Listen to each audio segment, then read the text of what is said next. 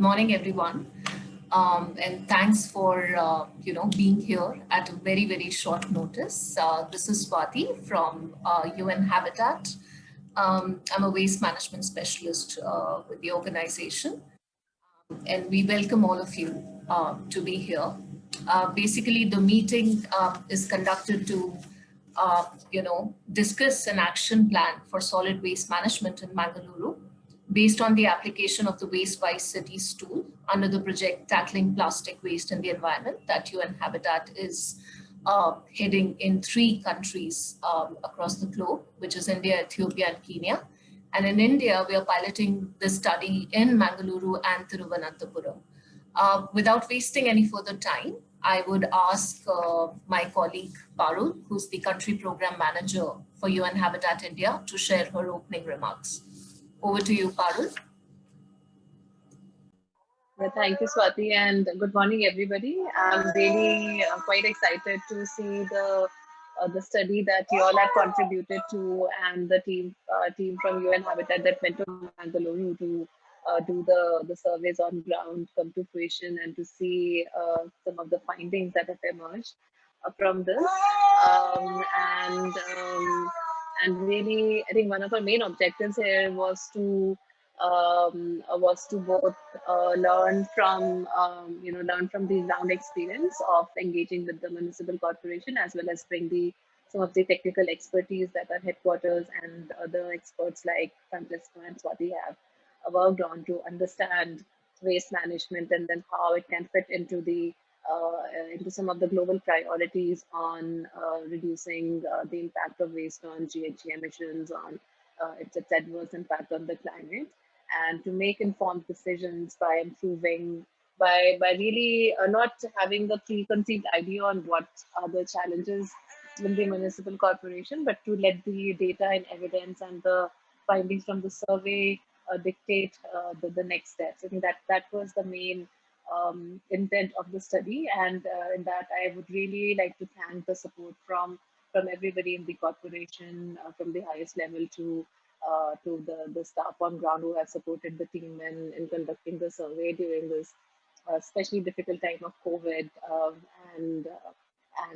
Without spending any more time on this, I'm really looking forward to the findings that the team will present, and followed by the breakout sessions, which will give us some more time into understanding where we can take these the emerging diagnostics, and reach out to the right partners in the state government and the central government, and also to see how to improve the efficiencies, the business as usual scenario of the corporation, and reach out to the wider group of stakeholders in the community and the private sector, so that we can close the link with the circular economy, and a lot of other mandates around making impact on the ground that we are seeking. So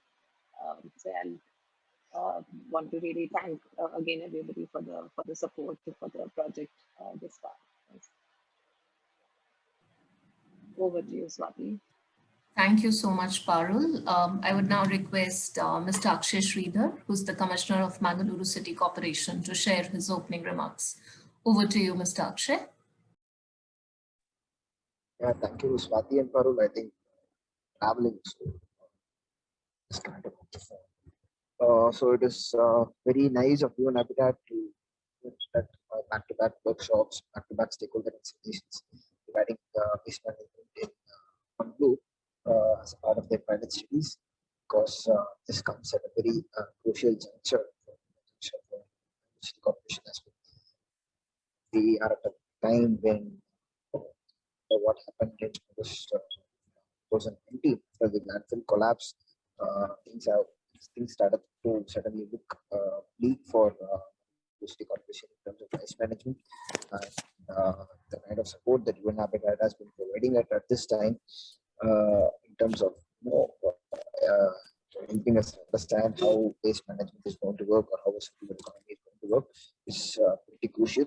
Also, considering the fact that we are also looking forward to have more newer waste management technologies to process waste in the coming days, and also we have a few legal battles also on this court. This background is also our production and transportation model that we have been following since 2015. The contract of the same also expires next few months down the lane. So we are revisiting the same. So this way, Mangaluru City Corporation is looking for a holistic and a new approach to solve the issue of waste management. And we look forward to proactively collaborate with UNHCR at this time. As rightly said, it has been tough times for all of us in terms of the prevailing pandemic. We are thankful to UNHCR to come up to the ground, come to the ground at this point of time, do their studies and give us their feedback. So, your corporation, I can guarantee, is always all ears to listen to more ideas and to have more suggestions from everyone, especially considering the fact that there are a lot of technical experts connected today. We eagerly look forward to listen to each and every one of this forum. Thank you, everyone. Thank you for having me. Thank you so much, Mr. Akshay, for your continued support and for being so forthcoming and supportive in undertaking this study. Before moving ahead, we'll share the assessment results with you and further on break out into various sessions with you, discussing what some of the major components and findings of the study and how could we strengthen it in Mangaluru's perspective. We'll do a short poll trying to understand, because it's a wide stakeholder group. So Jogesh, can we launch the first poll?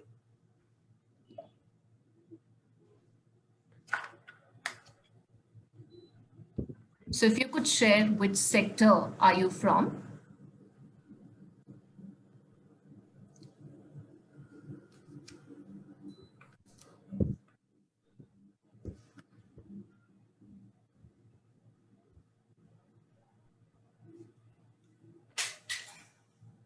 Ms. Swati, I would just like to ask you, just like to clarify, will hotels come under private company and services? Well, yeah, you could put that. Yeah. Okay, thank you.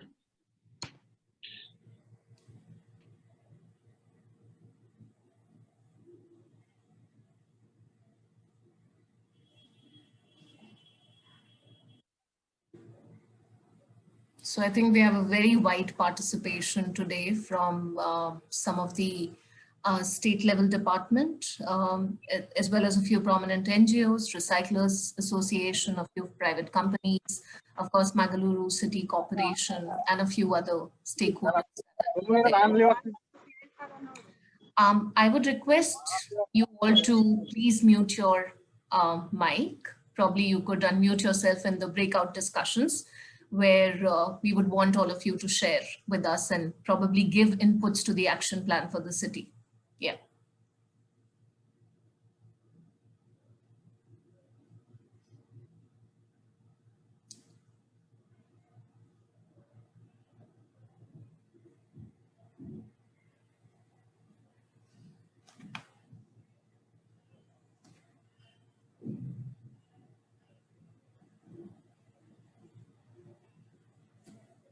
Jogesh, can we share the results?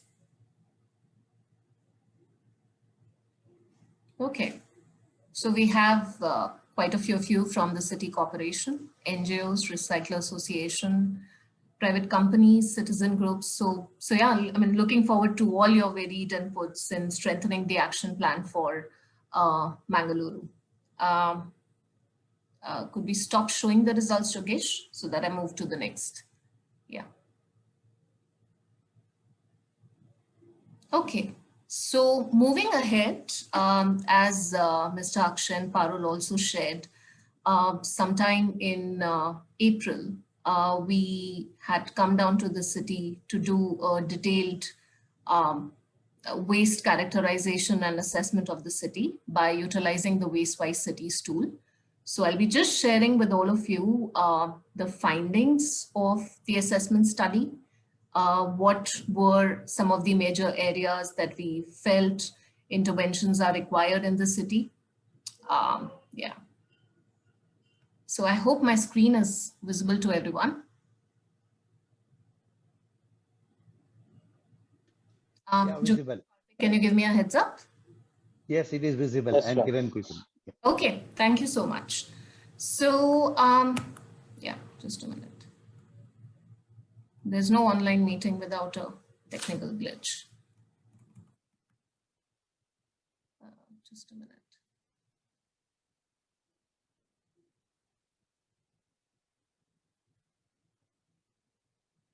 Okay, so under the Waste by Cities program, UN Habitat has developed the Waste by Cities tool, which is based on SDG indicator 11.6.1. The idea is to support cities and countries in undertaking comprehensive diagnostic of municipal solid waste. As we all know, in most of our cities, inventorization and numbers are really not available. And most of the estimations that we use are extrapolations or guess estimations of previous data. So clearly, to make better plan strategies and also have effective implementation on the ground, the Waste by Cities tool basically helps to get real-time data based on the assessment that is done, and also helps cities to make more informed decisions around waste management and resource management. This project is funded by the Alliance to End Plastic Waste. And as I mentioned previously, in India, we are implementing it in 2 cities, which is Thiruvananthapuram and Mangaluru. Some of the major objectives under this project is, of course, to strengthen engagement with various municipal and other key stakeholders of the city, map waste flows and plastic leakages to prepare the waste flow diagrams, which is something that we've done and sharing with you. Conduct stakeholder meetings to discuss action plans, formulate strategies for the city, more around circular economy and resource efficiency, and then work with a few stakeholders moving ahead to prepare investment-ready proposals for fund mobilization on circular economy. If you look into the application of the Waste by Cities tool, what were some of the steps that were taken? Of course, before we started engagement with municipal corporation, a lot of buy-in and local support was garnered by discussions with a few prominent local NGOs, of course, the municipal corporation, who were very forthcoming in sharing the data and background information that they had with us. Also, we established a team of 20 local volunteers with support from local NGOs, which is Hasarudala and APT Foundation, which helped in working with our team to do the ground assessment study.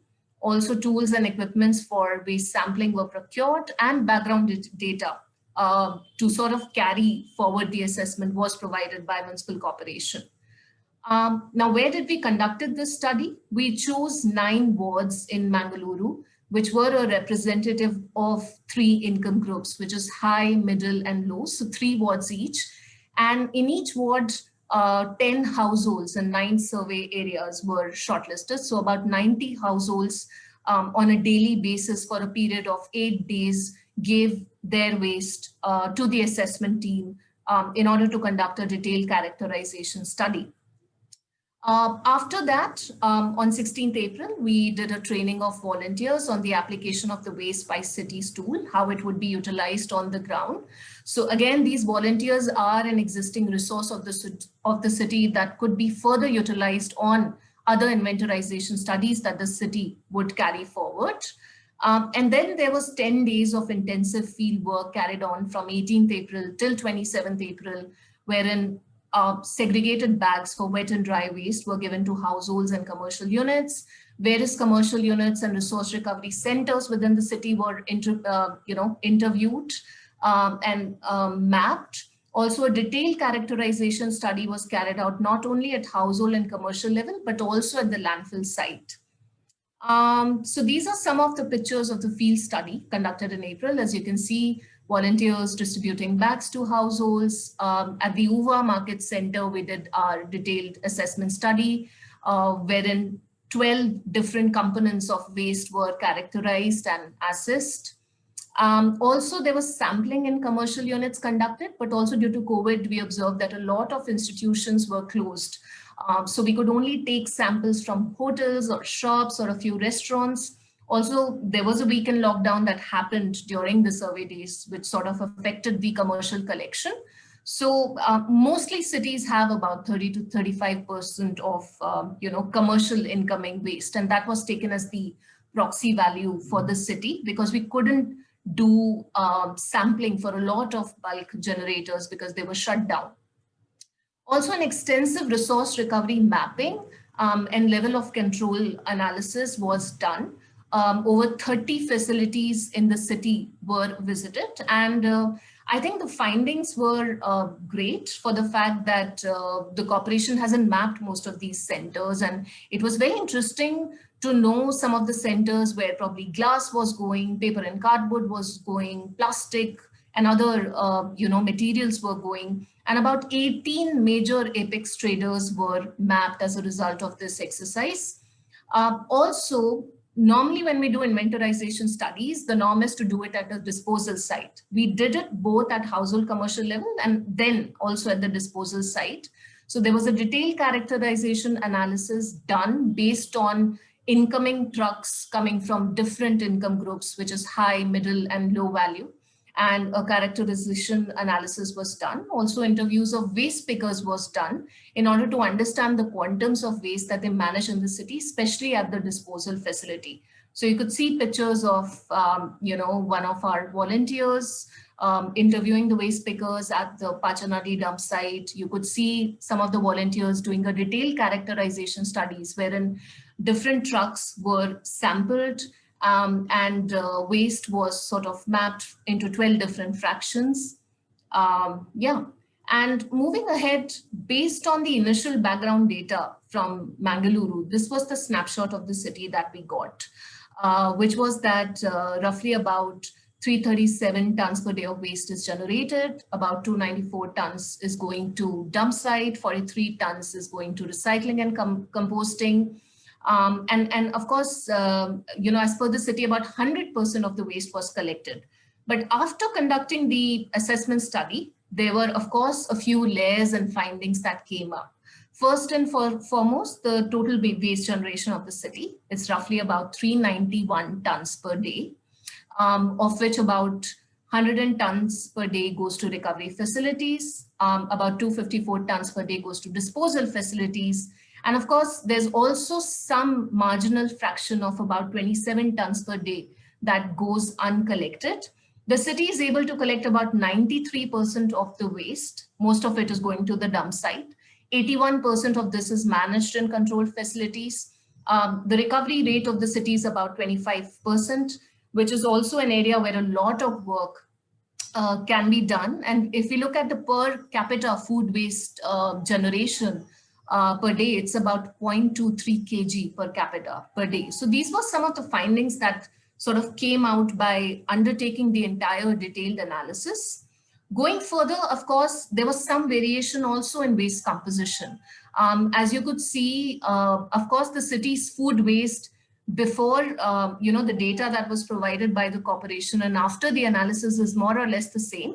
But it was also observed that there was drastic increase in quantities of plastic in the city, also drastic increase in quantities of textiles in the city, which is more or less unreported. But here it was observed that probably the low income group areas are producing more textile waste. There was also a significant fraction of garden and park waste that was being generated, of course, paper and cardboard as well.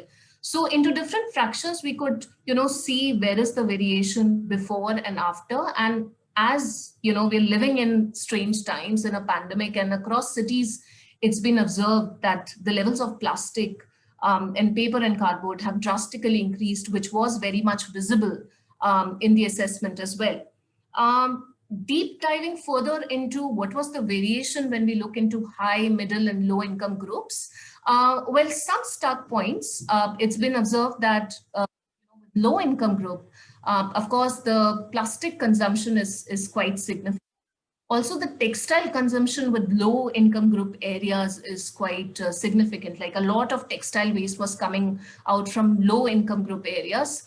Significant amount of garden, park, and horticultural waste coming out from high income group areas as well. So as you could see, this sort of did a detailed analysis on variation between what is, a stakeholder living in a high income area generating to a middle income area to low income area. But of course, the cross section between high and middle is more or less the same. But there is variation in, high, middle, and then when you compare it with low, quite significantly. As I mentioned, there was a detailed characterization done at disposal site as well. And as you can clearly see, a significant amount of plastic, paper, recyclables still are reaching the dump site. Also, significant fraction of organic waste still reaching the dump site. Of course, as I understand, there is a facility that does processing for organic waste, but clearly this is an area, and this clearly shows, like, you know, a lot of resource recovery opportunity when we see these pie charts. In terms of recovery of material, as I mentioned before, about 110 tons per day of materials are recovered within the city. But of course, these percentages could be worked around more. So if we talk about plastic and PET, about 10 tons per day, HDP is about 8, glass is about 12.7 tons per day. So significant fractions getting, going for resource recovery and channelization. But if you see organic waste, it's quite less. I mean, clearly it's just 26 tons per day, and also gives the city an opportunity to upscale more on interventions around wet waste or biodegradable waste management. As I understand, there is a biogas plant which is there at Ova Market, and there are some commercial and apartment level collection and composting interventions that are happening, but clearly an area that could be upscaled further. Also around plastics, around paper and cardboards and recyclable stream, a lot of upscaling that could be done, because as we saw in the previous slide, significant actions also going to the disposal facility.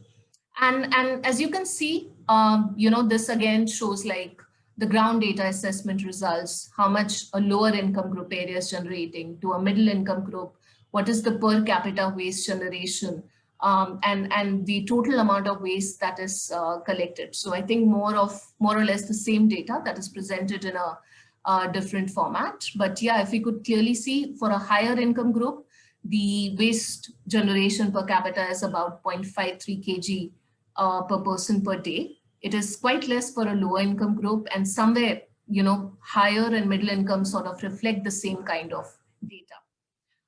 Another significant finding was on plastic leakages, considering Mangaluru is a coastal city, and the study did share, a lot of leakages on plastic that are happening from the disposal site, but also happening from the drains. So if you look at the leakages from the water system for plastics, it's about 11%. And if you really quantify it, it's about 151 PET bottle per person per year. So quite huge.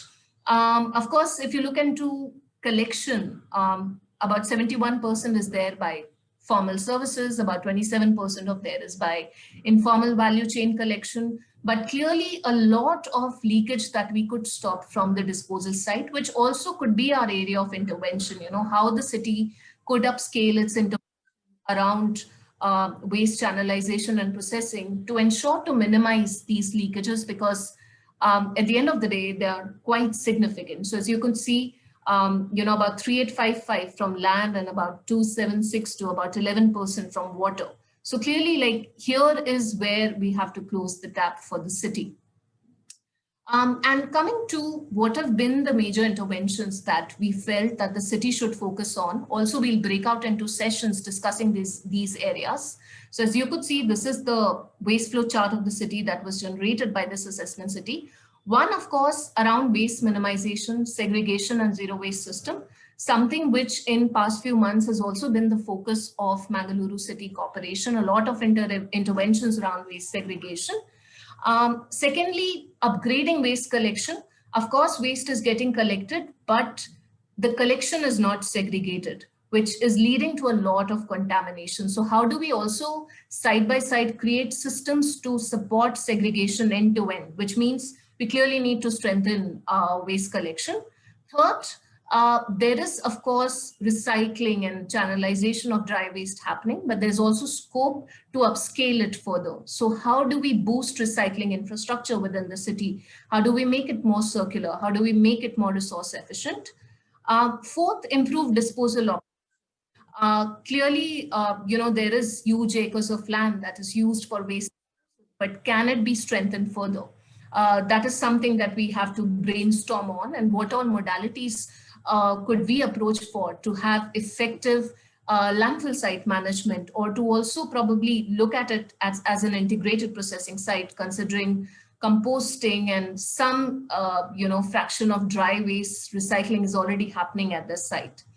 And last but not the least, how can the city work on financing and circular investment? It's also time that we break the norm and shift to more innovative solutions and push for more circular economy and resource efficient interventions in the city. And that cannot happen without pushing for green and circular finance. So these would be the 4 areas of intervention that we would be discussing in the breakout rooms.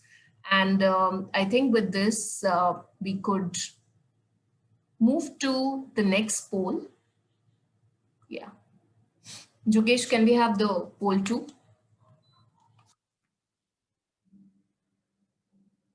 So we want to understand from all of you, what should be the focus area to improve resource management in Mangaluru?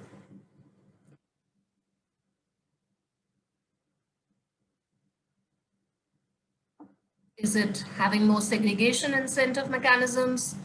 Is it have improved collection with focus on segregated waste collection, to have more robust resource recovery infrastructure, to have effective zero waste policies or bylaws to ensure compliance, to have citizen engagement, or is it all of the above?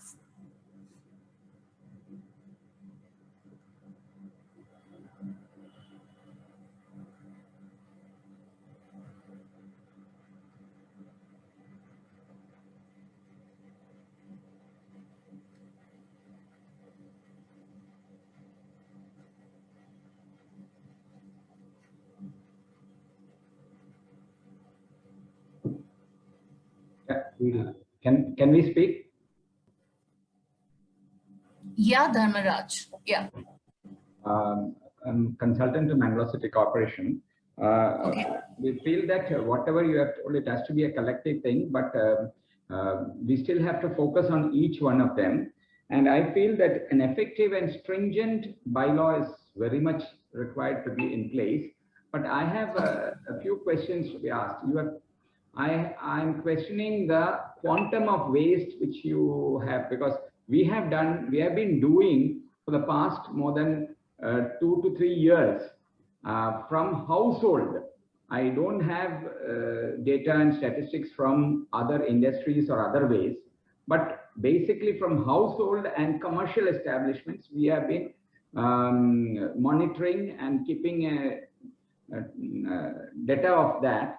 And what you are saying, it is not matching. What we are getting is far, far lesser, even from a high income group. And we have got middle income and low income. As you have told that low income group, the quantum is less, but still it is far, far lesser than what you are saying. So how do we now authenticate which is the correct one, what we are having, or can, from wherever you have collected, can we get that data and reassess it once again, whether that was the thing? Because we have the data, we can share it with anybody. Okay. Thank you. Dharmaraj, what we could do is if you could share the findings and how did you conducted this, and of course, we could share the findings, of course, the fact sheet with you for the city, and maybe take it up further. Also in the breakout session, I think you could share further insights as we discuss it. Yeah.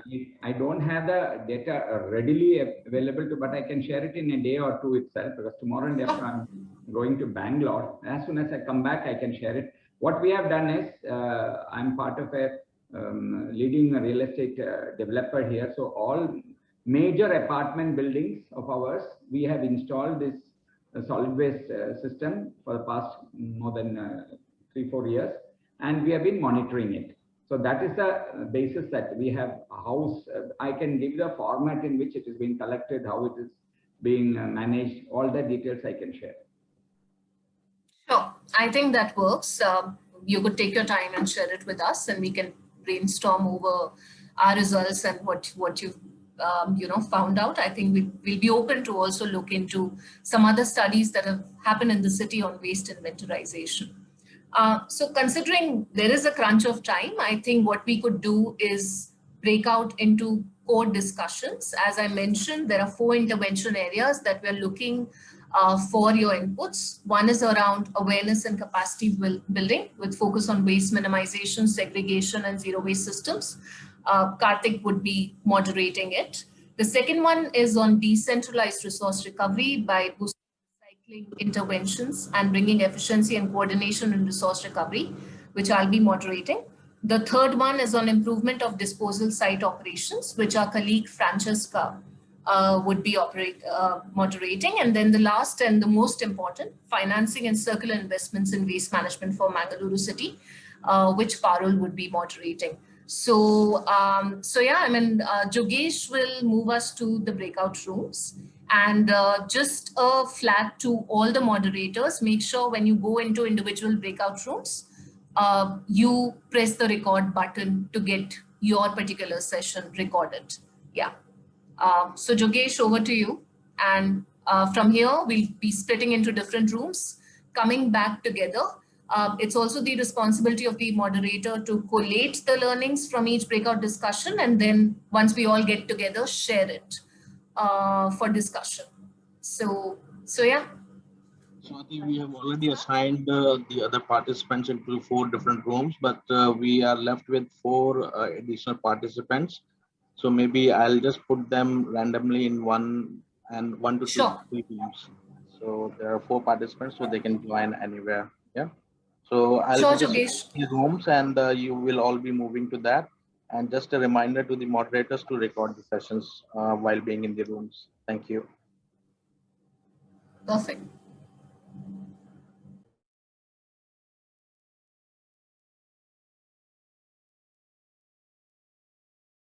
That's great, Sukanya.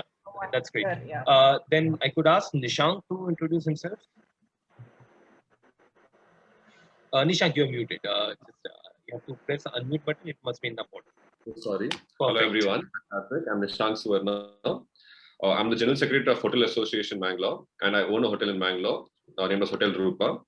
So we were advised by the City Corporation Department to attend this meeting because usually hoteliers are I think a large we are large contributors for waste when it comes to on a day-to-day basis. So it's regarding the same we have come here, and under our association we have about 200 plus hotels. So out of which 108 or 109 is about boarding and lodging, and remaining 100 plus is about restaurants. So I'm here along with my colleague Chandra Shetty. I don't think so he's in this breakout room now though. He would be in the other breakout room. And just to take a hold, I'm getting a notification here that maybe in 20 seconds we'll be returning to the main session and then again joining back here. So if there is any glitch, just hold patience with that. But yes, Nishank, that's great to hear about you. Yeah, looking forward to the discussion today. Yes. Then maybe we can go to Kavita Shenoy. I'm a homemaker. Welcome back. And really sorry for this a bit small technical glitch here. So yeah, we were on Kavita Shenoy for a short introduction here. She's mute. Madam, you're mute. Hello. You can hear me? Yes. Yes. I'm a resident of Sai Prem from Mannagudda. Okay, we have installed compost bins since January 2020. Okay, so since 18 months we are segregating as well as not giving our wet waste to the Anthony waste. Okay, only Fridays we are giving the dry waste. Okay, so we are happy to see our waste getting into manure and going to the soil again. Okay, Jeet Roche is helping us out to do this. Okay. And our residents have cooperated. We are only 16 flats here. Okay, but still it was initially a bit of problem to us. Okay, some of them were not segregating. Okay, some of them did not cooperate. But still later on, after 1 or 2 months, we were very fine with it. Okay. And now, due to this pandemic, yeah, true. The plastic waste is really drastically increased. Plastic as well as cardboard. Yes. Okay. Hopefully, as the pandemic ends, even maybe that problem also will be solved. Great, Kavita. Looking forward to the discussion and nice to have you. Next, maybe we can move to Dipti Prabhu for a short introduction. Good morning, everyone. I am Deepthi. I'm an entrepreneur. I run my own company called Anya Enterprises. We are into environment-related products, that is water treatment, sewage treatment plants, effluent, and waste management is one of our other interests where we are venturing. I'm also a resident of Anmol Marigudi Heights, where thankfully, with the initiative taken by I suggested and my building people cooperated. We are like 63 flats and all of us are happily composting on site. Exactly like Sai Prem, we also have compost bins, not machine. So it's a little tedious process compared to the machine, like everyone is aware, because natural composting takes time. But with microbes and others and all the building members, like ma'am said, it took 2-3 months, but then now everybody is in line. We are also have been composting from past 1.5 years, 18 months roughly. So yeah, only like she mentioned, because of online orders, you have a lot of Amazon and other cardboard menace. You see a lot of those packing material boxes, including those bubble wraps and all lying around in the waste, because Anthony comes once in a week. Yes. Now we've instructed every flat member to keep their waste at their home itself. So only Thursday night, all the residents are allowed to bring their waste and keep it in the garbage store area. So we came up with this idea because that way every resident will know how much waste he himself is generating in 1 week's time when his balcony or storage area starts overflowing, right? So he will only realize, oh my God, this much of waste I'm generating. So hopefully we are keeping sessions for the residents, telling them how they can reuse, upcycle, recycle, and reduce all these plastic, cardboard, and other materials. So yeah, it's going great. It's a struggle, but then yeah, nothing comes. No I mean, pain, of course, no we gain. would be discussing more about those issues in more detail in the following Correct. parts. Just moving forward with the introduction, may I ask Mr. B. Nazir to introduce? You need to unmute yourself. Mr. Nazir, if you're speaking. Yes. I'm the president of Canara Plastic Manufacturers Association. We are having recyclers in our association for 3 or 4 people, and we collect waste from the people or from any shops, and we recycle it also. Perfect. Nice to have you, Mr. Nazir, in this breaking room. Next, I could ask Mr. Arun Kumar for an introduction.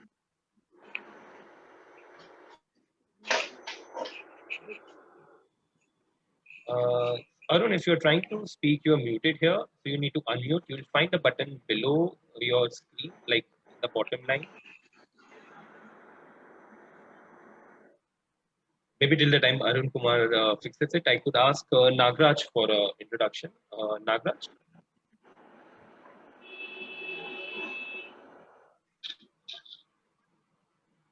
Hi, good morning, everyone. Can I see? Hello? Yes, yes, Nagraj, we can hear you really well. Good morning, everyone. I'm Nagraj from Asirudara NGO. I'm acting as a ocean plastic recycling coordinator. Thank you. Okay, nice to have you, Nagraj. So I think we are done with the introduction. Arun, if you could unmute yourself, you can introduce. And if anyone is left, please feel free to pitch in here. So are you able to see my screen? Yes, sharing. yes. Are you able to see the PPT? Perfect. So in next 5 to 10 minutes, I'll be taking you through a PPT where I'll be sharing some important data points with you, which concerns the waste minimization, segregation, and the zero waste system for the city. And then we could dive into the detailed discussion that what could be some key action steps that we can really take to improve the situation of waste management in Mangaluru City.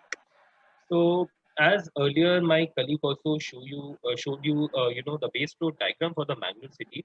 The Mangaluru City is generating around 391 tons per day of waste. So it's kind of a big, humongous amount which it is generating, out of which 273 tons is coming from the households itself, and 117 tons is estimated which is generated from the commercial sector. And when we look at this and we divide it by the total population of the Mangaluru City, the per capita waste generation is 0.64 kg. like every person is generating around 640 grams of waste daily in Mangalore city. That's what this estimate is saying. Other than that, when we see that 65% of waste, which is approximately 265 tons, is reaching to the Pachanadi landfill site, and a reason that such a high amount of waste is going here is because of poor quality of segregation. Most of the waste is contaminated, and we are not able to recover it. So, like 110 tons of waste is actually reaching the recovery facility through informal chain, through power chemicals and things. But we can really increase this number also. And then there is a certain amount of uncollected waste which is littered or leaked into the rivers and seas or on lies on the beaches. And we estimate that that is approximately 27 tons daily. And if we look annually, this is a big number. And out of which 560 tons is just a plastic waste annually, which is littered everywhere in the city. So this is kind of a bigger level snapshot where we are dealing with. And somewhere our focus discussion would be on the first part, where what can be actually done for building the capacity of different stakeholders, and at the segregation and at very source level, how to create a zero waste system.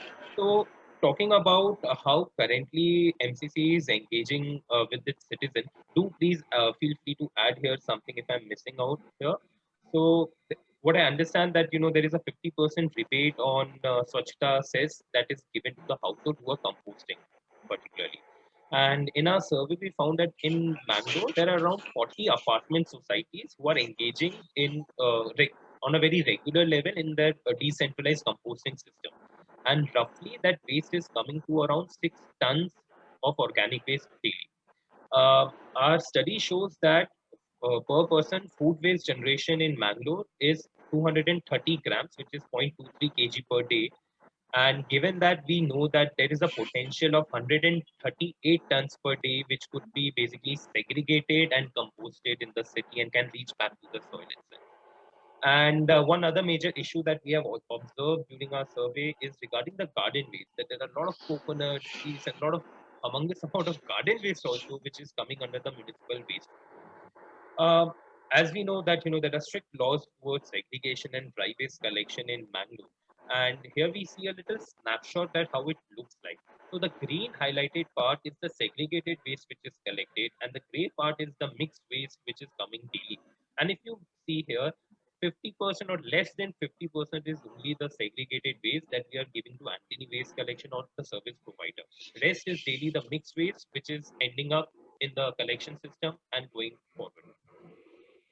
So there is also a high level of contamination here, which is seen in the dry waste, which is definitely hindering our material recovery processes. When I show you, what is the overall characterization of the waste which Mangalore is generating. So at household level, the table in the left is highlighting that, where we see that, okay, 50% is roughly the kitchen waste in the total waste that is generated, and 20% approximately is the garden waste, which is kind of a very big number in the garden waste. Then we have 5% of paper, 6% of plastic films, and 2% plastic dents here, and also around 1.5% of the glass which is generated. On the right, you would be seeing a pie chart which gives a snapshot of overall Mangalore city, after adding the whole from commercial and household. And in that, we see that 55% is the share of organic waste which is generated. And as you mentioned earlier correctly, that the plastic waste has increased. So even we see that the plastic waste in current waste stream is approximately 17%. And then we have 4% of glass, and then 15% is the paper waste, paper and cardboard waste, which is being generated in the city. So this is about the whole overall snapshot of the city. And now I'll dive in on the discussion where I would request everyone to unmute, and maybe we can set up some ground rules where if one person is speaking, we can allow them to finish and then put a point forward. So I think the first question that I would like to put forward to the group is that from your perspective, what is the biggest problem you feel when it comes to the segregation at the household level in Mangalore?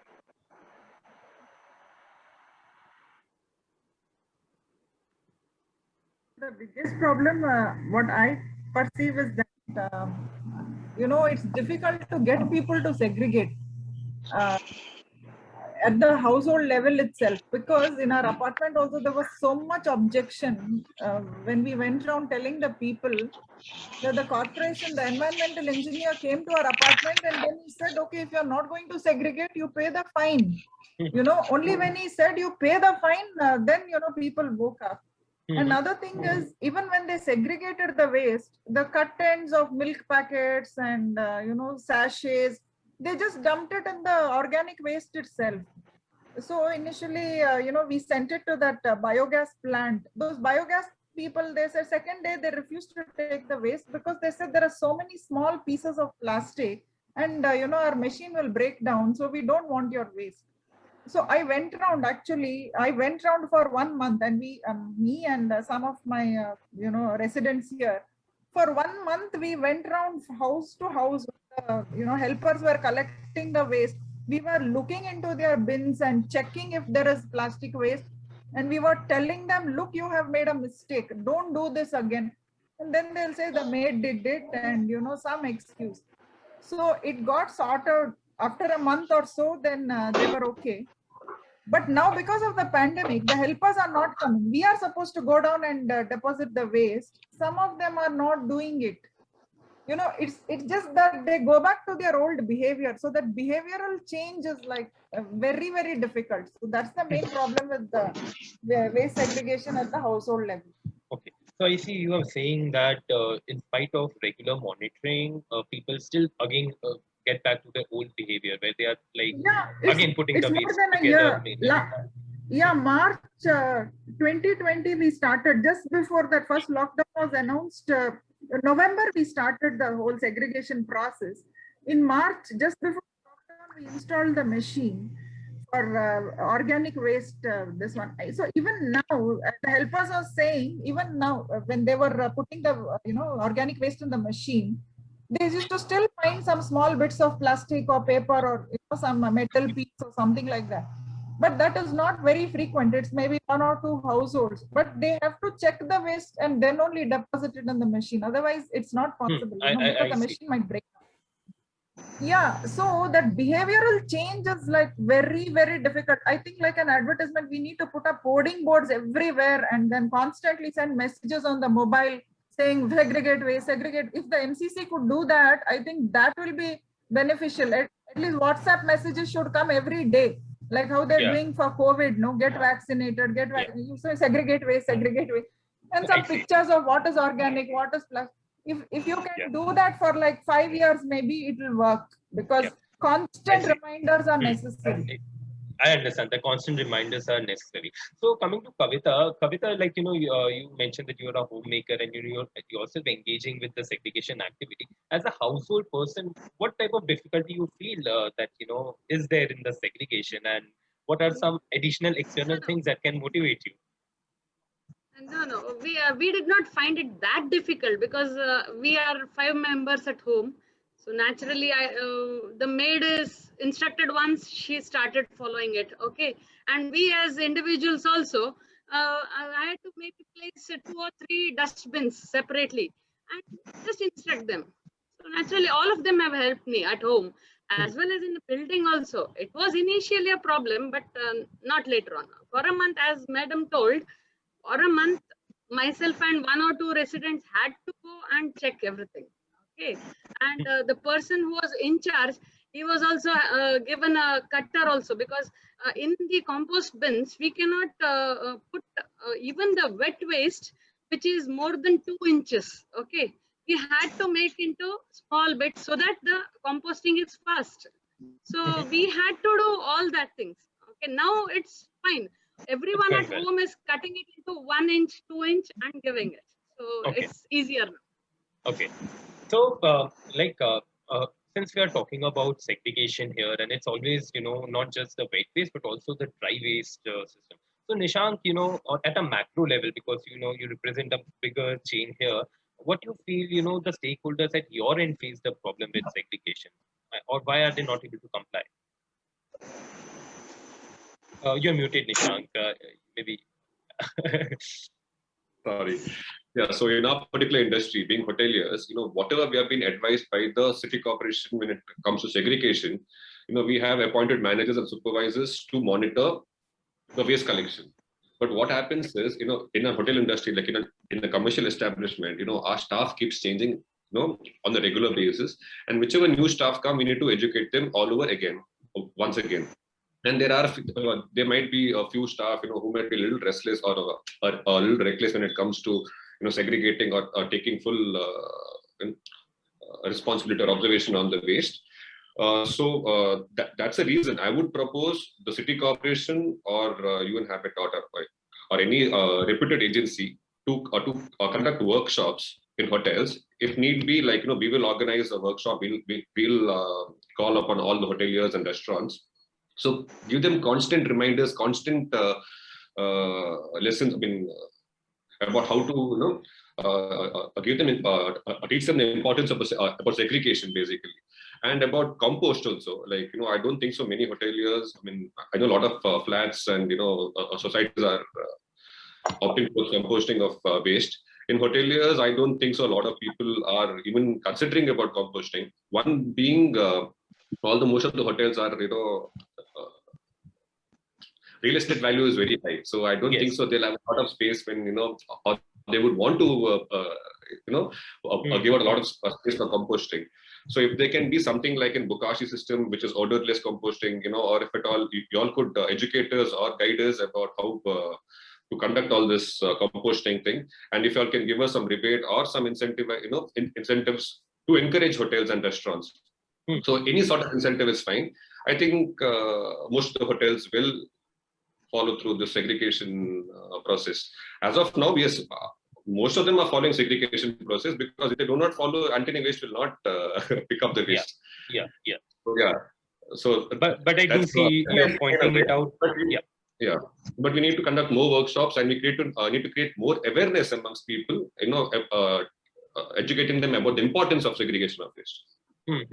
I see.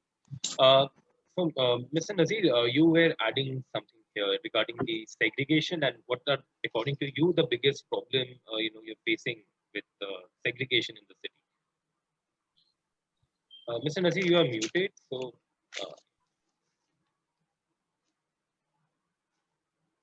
Yeah. Hello. Yes, we can hear you. Yes. Yeah. Just repeat your question. So I was just asking this, that what, according to you, with your stakeholders and dealing, you feel is the biggest problem when it comes to waste segregation in the Mangaluru city? See, we are processing plastic waste.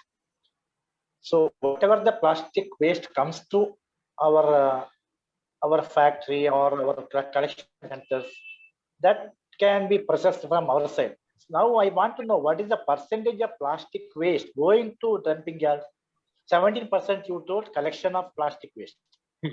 What is the percentage of the waste going to dumping yard? Okay, that out of, you can say, around 60% is actually ending in the dump site. 1 or 2%. I think it's in plastic, what we found was that 90% of plastic waste is actually collected, but most of them is actually going to the dump site, but not to the recyclers. No, not recyclers. What I have found is Anthony Waste is collecting the waste here. No, even they collect the waste, they are not dumping entire thing to dumping yard. What they do is in between they segregate. You can see in the Pachanadi. In between they segregate, and the plastic waste they keep it different, and they sell it. Sometimes they sell it to Bangalore people, because lorries are waiting there to collect plastic waste. So in that way, plastic waste is not such a big problem. Problem is in collecting wet waste in plastic is the problem. I think now that is being sorted out. Now they are not collecting plastic wet waste in plastic. That is good. So dry waste, they have to collect plastic waste in dry waste day. So that is good. So in that way, from our side, what we can do, we will help. We will cooperate. And open to the group, why you feel, that this proper segregation is not actually happening? I do understand, one is people are not ready to support. But on a systematic level or an institutional level, what do you feel is the major reason that segregation is not a very successful program as of now? Like we are not able to reach that 100% mark. No, I think because people are just not used to segregating. So it needs a change of behavior, and that will take time. So it's not that it's difficult, but it's just that we are not used to, or I don't want to change. Like, because in my building, that was the thing. They said, I have work to do. This is not my job. It will take time. This is the kind of objections that they put forward to, put forth. Secondly, see, if they order a pizza and if there's one piece of pizza left, they will not put that in the wet waste. They will throw it together. To tell them, we have to tell them, this is our wet waste. You put it in the wet waste bin. This is dry waste. So when I was going around collecting the dry waste today, we had pizza packets with pizza inside, biryani packets with biryani inside. So we would give it back. We would not collect. I would tell the helpers, don't collect it. Let them put this in the wet waste. So that behavioral change takes time. So that is the main problem. They don't want to change. So I'm sure it will take 10 or 15 years. The change will come. But like I told you, it requires constant reminders, and I think it should be done at the corporation level. If they could use their hoarding boards, messaging, whatever, all kinds of advertisement and, marketing methods just to teach, get people to start thinking and also picture. So when you say dry waste, we are putting everything together, glass, paper, plastic. We are not segregating that. Now to teach people to do that will take another 1 month, whatever. If we have to go around telling people, do this, again, there will be objection because they're not used to, so all this takes a lot of time. It's basically behavioral change because people don't want to change. They want to live the way they're used to.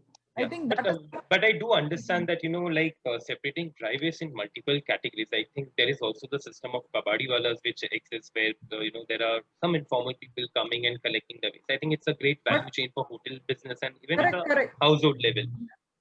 But in our apartment, we don't allow all of them to come, no? Okay. But it's just that, see, when there is cardboard boxes and say milk packets and generally recyclable stuff, some of the households, what we do is we give it to the helpers. So when we keep it outside, outside our houses, when they come to collect, they segregate the cardboard boxes and this milk packets and whatever, plastic bottles and so on. So they sort of sell it. That is, the helpers themselves do it. But beyond that, they are also not doing. So some sort of segregation takes place within the apartment in terms of dry waste. Yeah, it does take place. I see Dipti has a point here. Yes. Yeah. Like ma'am said, mixed waste is the biggest headache we're coming across because we keep installing and guiding people. Like she said, behavior change is critical. So one request from my side would be if corporation could come up with workshops for schools. Kids are the biggest weapon. Like ma'am said, you teach me, like somebody of my age, middle age, will take 15 years. You teach a kid, and especially when for kids, whatever teacher says is like the thing. They will not. My teacher said, this is right. You have to do it. So I think kids are the one who can actually make parents realize that you have to do this. So we should now start. It's like you start sowing the seeds now. So down the line, when the kids grow up, right, it's already recorded in their brains that segregation is something. So if institute starts that segregation practice in their institutes and companies and commercial complexes, those are the guys who have to force people because like ma'am said, at my house, I will tell I don't have time to segregate. It is eating my time. But when I go to office, if it is a rule, I will segregate and discard there. Yes. Why is it? It's just enforcement. When we go to some other place, we feel responsible for things. At our own house, we don't feel answerable to anyone. So penalization, conducting workshops at the school levels and institutions, and conducting workshop in the building, messages and all. What will happen is, yes, ma'am said hoardings will definitely help, especially visual. But if you make calls and messages, after one point of time, people will not. They'll stop responding. I mean, it comes into their subconscious mind. Like now, Corona, you hear the ringtone, you know the entire story, but still so many are ignorant about it. So more and more workshop towards institutions, commercial organizations should definitely help. Yeah. So, Dipti, you mentioned a really interesting point, which was regarding the penalization and on the existing efforts what MCC is making here. So, maybe to the whole group, I would like to ask is that, in current actions or activities that are taking place towards the zero waste system and segregation from MCC, what you feel are something which are lacking or not, happening in a very right way as expected, which is causing this problem? I would like to add something on that. I think it's a very unfortunate situation because uh, before the first lockdown, I mean, before Corona ever started, our corporation has such beautiful, they had come up with this, they banned plastic. They were encouraging all biodegradable materials like this arachnids, papers, cardboard. And I had seen personally lot of grocery stores and all, they started using cloth bags, and then lot of stores, shops, food packing material. No, they were using arachnids, they were using paper and all that. Suddenly, Corona happened, lockdown happened, and then when the lockdown was lifted, it was like plastic ban itself was lifted again. And I wouldn't blame on the corporation because we have to understand they also they are health workers, correct? They are health department. Yes. One place they are taking care of the corona thing, one place they have to take care of the waste thing. So they have done everything. Everything was in place. But then, like ma'am said, the moment somebody who to supervise them is missing, like people go back to their old behaviors. They just go back, and now nobody's saying. Now corporation is busy with something else. Let's just do whatever we want to do. So that is what happened.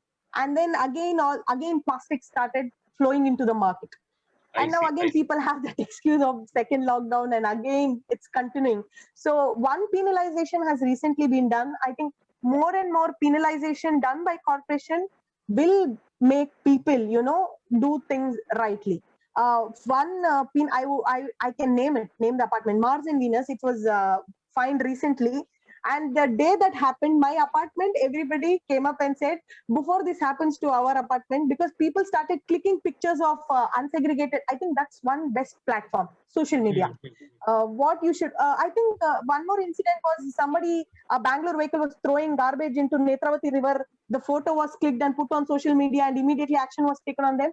So it is another request that people should use media for such platform to highlight certain people. So after Mars and Venus penalization went viral, my building came up with that idea that I told you, that 1 week you will hold it inside your house and only on Thursday you will put it out. So littering or pest or rodent, all these issues won't be there. And Anthony will just clearly take it out.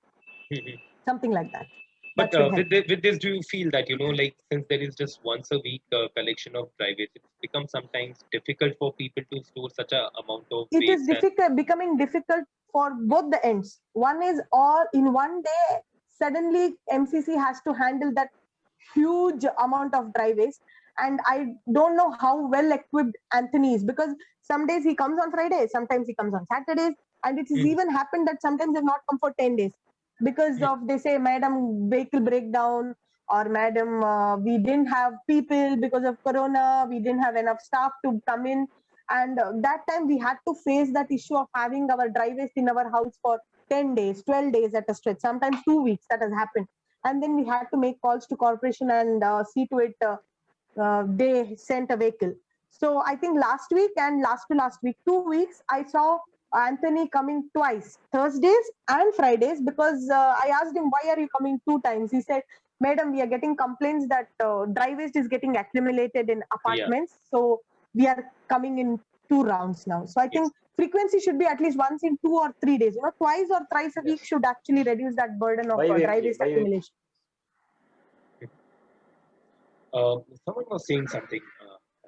No, because that I am endorsing it. I think you should be dry waste should be bi-weekly, 2 days in a week. Yeah. Okay. That's a very fair point that, increasing the frequency of dry waste can actually, motivate people to, segregate more too. Bringing on this thing, like how you feel that we can engage citizens or involve them in better systems with regards to the waste management? Like, what could be other interventions that at the citizen level we can do?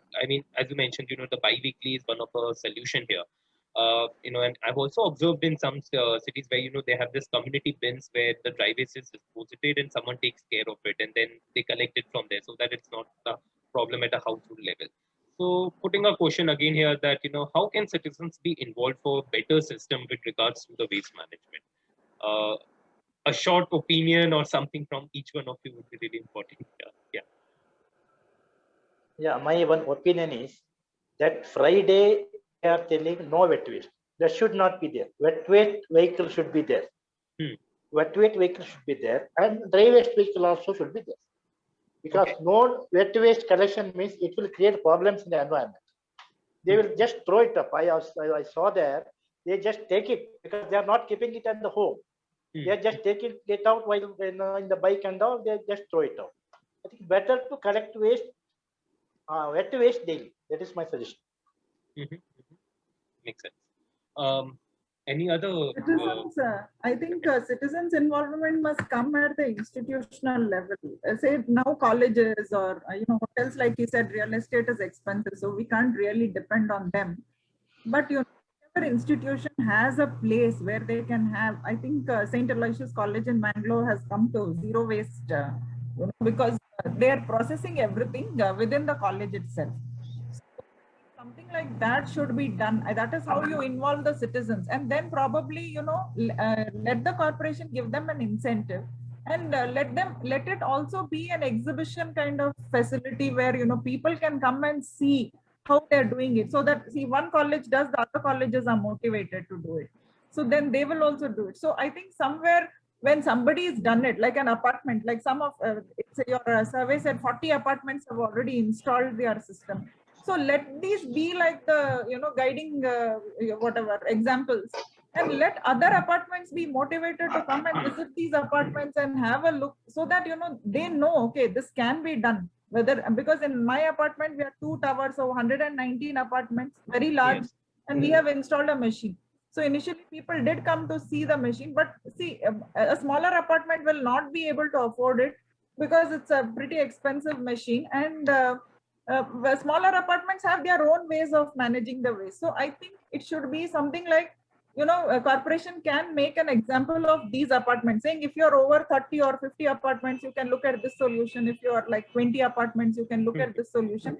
So let the corporation also come out with some solution. And like Nishank said, holding workshops, I don't know who attends workshops, because in my building, when we called people to teach them how to segregate waste, out of 119 apartments, 5 apartment residents came. So, and we did it twice. So then we had no choice. We knocked on every door and told them, like, you have to do it. So workshops, I doubt even hoteliers will not leave their business and come to attend a workshop. So I don't think that will work. You have to either incentivize or penalize. Only those two work, and advertisement. I think those will work. I think incentive corporation is already giving for people who are managing their own waste under SWM says they are giving 50% discount. Correct. That is one benefit. But penalization is important for all the bulk generators, all the apartments and hotels. I think real estate is expensive, but I think you can afford one parking space area for keeping this machine that madam has installed in her apartment. It's organic waste composter. Required capacity, if they place it, it hardly runs for 6 to 8 hours. Different brands run for different hours. So they can choose the best brand and actually run it. So one session of it running would reduce so much of waste burden for even the corporation to carry to some other place. And dry waste should be once in every 2 days, because that way it is less headache for everybody. That way the mixed waste quantity will also reduce. If and only if you push people to process in-house, especially apartments, then they will put in one bin for wet waste and one dry. If you say only Saturday or only Thursday or Friday, Anthony will come and pick dry waste, like ma'am said, everything will go mixed. Everything will go mixed. That's big headache. I mean, for our recycler association especially. I think I would like to interview. Yes, Nishank, please.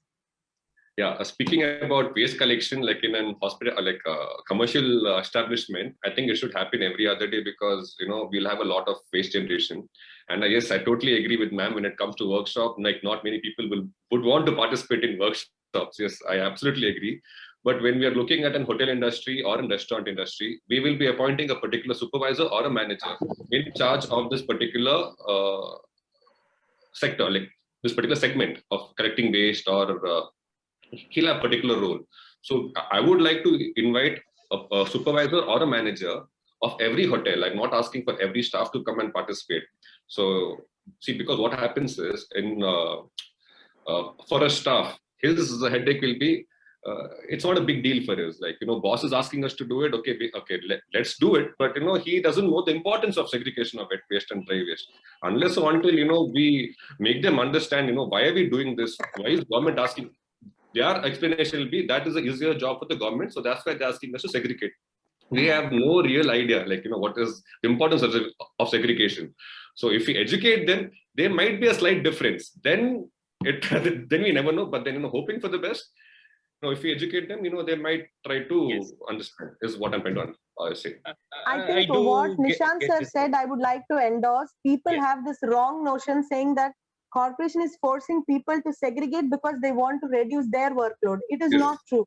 Source segregation is the only way of handling waste efficiently, be matter for anyone, corporation, residents, recyclers, anybody. So I think MCC should take up some kind of advertisement or some kind of, I don't know, they have to do something to make people understand that source segregation is the key for effective waste management. Mm-hmm.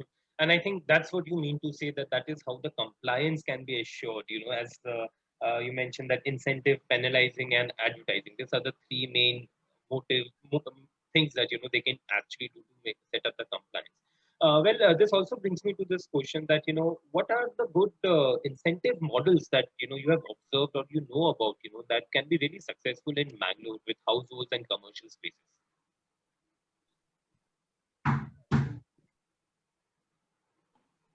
For households, now we have got a 50% concession on the garbage cess. So I think that has worked now. But again, now what has happened is, again, all residents will not be happy about it, because we have a lot of tenants in the building.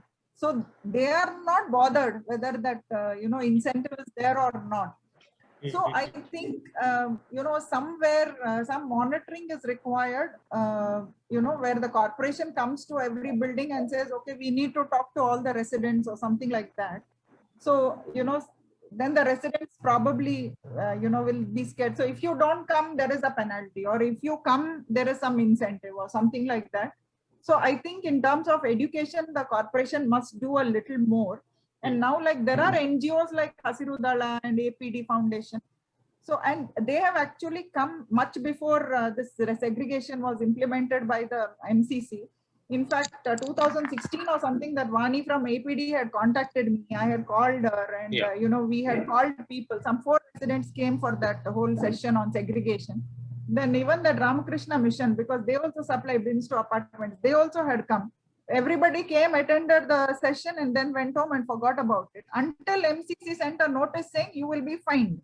Only that penalty woke people up and said, okay, now we will segregate. So I think the MCC must, if they don't have sufficient staff, they must work through the NGOs, so that the NGOs come and say, we are coming from MCC, and not NGO training people. So I think that is where, there should be a change in the format in which they approach people. And and actually we had, even for plastic waste, we had long back called one guy who was buying plastic. The thing is, he came and he saw the plastic. Plastic all had wet waste inside. He said, I'm not taking this plastic because there is wet waste inside. I don't have a space to throw the wet waste. So do you think, like, like when, like in the Kabadi Wala system where, someone is ready to pay for your plastic, such a system, do you think act as an incentive for households and also for the commercial spaces? Definitely it will, because the paper is, everybody sells the newspaper. In our building also, that fellow comes every Sunday or something, that they will keep segregate and keep and sell it because they're getting money for it, So in the same way, we can incentivize their bottle waste or something, either give some coupon or some, not necessarily money, something to make happy. Some coupon also is sufficient. Yeah. Whether it is useful or not, it is not the question. If you give the coupon, at least people will be happy. Oh, I've got these coupons or, some free something. Okay. You mentioned the word free, Yeah. it will work. So keeping, because we are just left with 4 minutes, I have two important questions here. One is that, when we are targeting waste minimization in Mangalore, like want to reduce the waste, what do you think about, higher R, like not just recycling, but reusing the materials and reducing the consumption itself? So what are your thoughts on that? Like on some ideas like repair cafes and repairing infrastructure and things like that. So that the waste is not just thrown for recycling, but we are reusing it, and we are even reducing our consumption of material at the first end. So what are your thoughts in those type of engagements at citizen level? Again, I would like to add, again, it is behavioral change that is required, because in between use and throw materials trend started so much that people thought now this is the in thing. So what our parents used to do earlier, carrying a cloth bag or using the newspaper for wrapping things, school books, our school books used to be wrapped in newspapers before we got these binding wrappers and all that. So what people started thinking was, if you reuse something, you are down market. Only when you use new things, especially disposable ones, it's all fancy and brand new. So that mentality should change, and people should be given due credits when somebody or some institution or some cafe or restaurant is endorsing anybody who's endorsing all this applies upcycling or recycling. They should be promoted, and this trend of use and throw should brought to be an end. That's the only way to go. We should go back to our olden days. That's the only way out. I think institutions, you should start with schools. See, I'm just showing you this synthetic packing material. This is the cover binding material which is given. Actually, this is commercial packing material. This is the bind paper that is given in schools to wrap the books. It's made of plastic. All right. So I think you should approach schools and tell them they'll be fined if they give plastic binding paper. And even bags also, and every year they can also collect the books back. And, earlier we used to borrow books from our seniors, textbooks and all those things. Correct. The schools are forcing you to buy. And with uniform, every year they're giving a belt. Actually, my son's belt, first standard ka belt is still there. He could have used it, but with uniform, every year they give a belt, and that belt is made of synthetic material. So over 10 years, he has 10 belts. All right, and all good condition. It doesn't, unless there is a break. I think you should start with schools, like even use of ink pens instead of gel pens and refill pen. Yes. Yeah. I think those are very micro level interventions that can happen at institutions like schools, and I'm sure like at hotels also, there could be certain interventions that could be done for reusing and things. But takeaway packs, I think you should reduce plastics and synthetic materials. Should encourage, earlier some hotels are there, small hotels still practicing. If you take your steel dabba or they give you sambar and in that, something like that. People think that is so cheap. Hotels should actually encourage people to say, if you're coming for a takeaway, please bring in your own containers. We are more than happy to serve you in that. But do you think like for promoting this reuse of materials, we need to do some capacity building trainings, or this is something more like, again, a behavior change issue? Behavioral. It's behavioral. Money. Institute wants to make money by selling each and everything. So I think that money mindedness, if it comes a little bit less, so then I think we can actually upcycle and recycle materials. Okay. I think everything ultimately is behavioral change. Perfect. We need to I'll just take a pause here. I mean, we are out of our time, but I think this was a very great discussion, and I've jotted down some points. So I'll present them up in our common room there, and do feel to add something if I'm missing. But I think this discussion was really fruitful, where we could touch upon the reuse and all the issues at micro level with the hotels and commercial spaces and houses that we are facing. So yeah, at the institutional level, actually, yes, that's true. Major. In Mangalore, institutes are major. So Mangaluru institutes. So our waste can be regulated through institutions. Yes. I got a small query. You all mentioned 50% discount on SWM cess if you compost your waste. Correct. So we are not.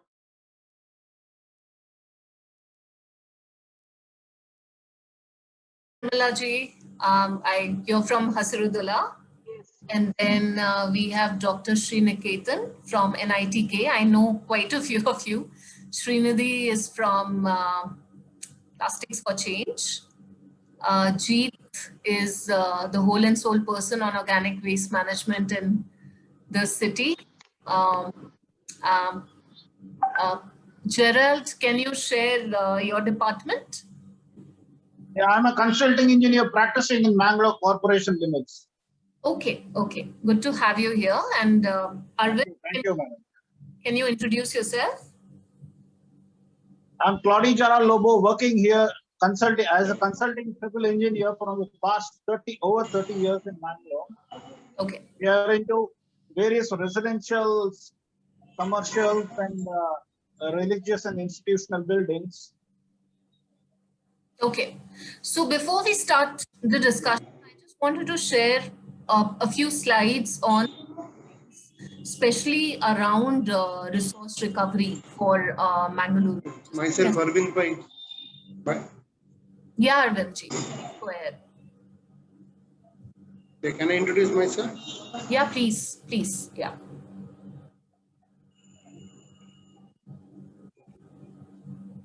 Yeah, I'm the president of Mangaluru City Heights, where Mr. Jeet had installed his compost bin. Hello. So before we go to the discussion, I'll just take 5 minutes on the findings and where we feel are some gaps around resource recovery in the city. And of course, I would need your inputs to strengthen it. As you could see, the city's recovery rate is about 25%, quite less based on the assessment study. It clearly came out that there is a potential to upscale. Also, presently about 65% of waste is going to landfill. And this can be diverted for processing. Huge potential to sort of work around minimizing, waste reaching the landfill site. Also knowing that a lot of this fraction is organic, a lot of this fraction.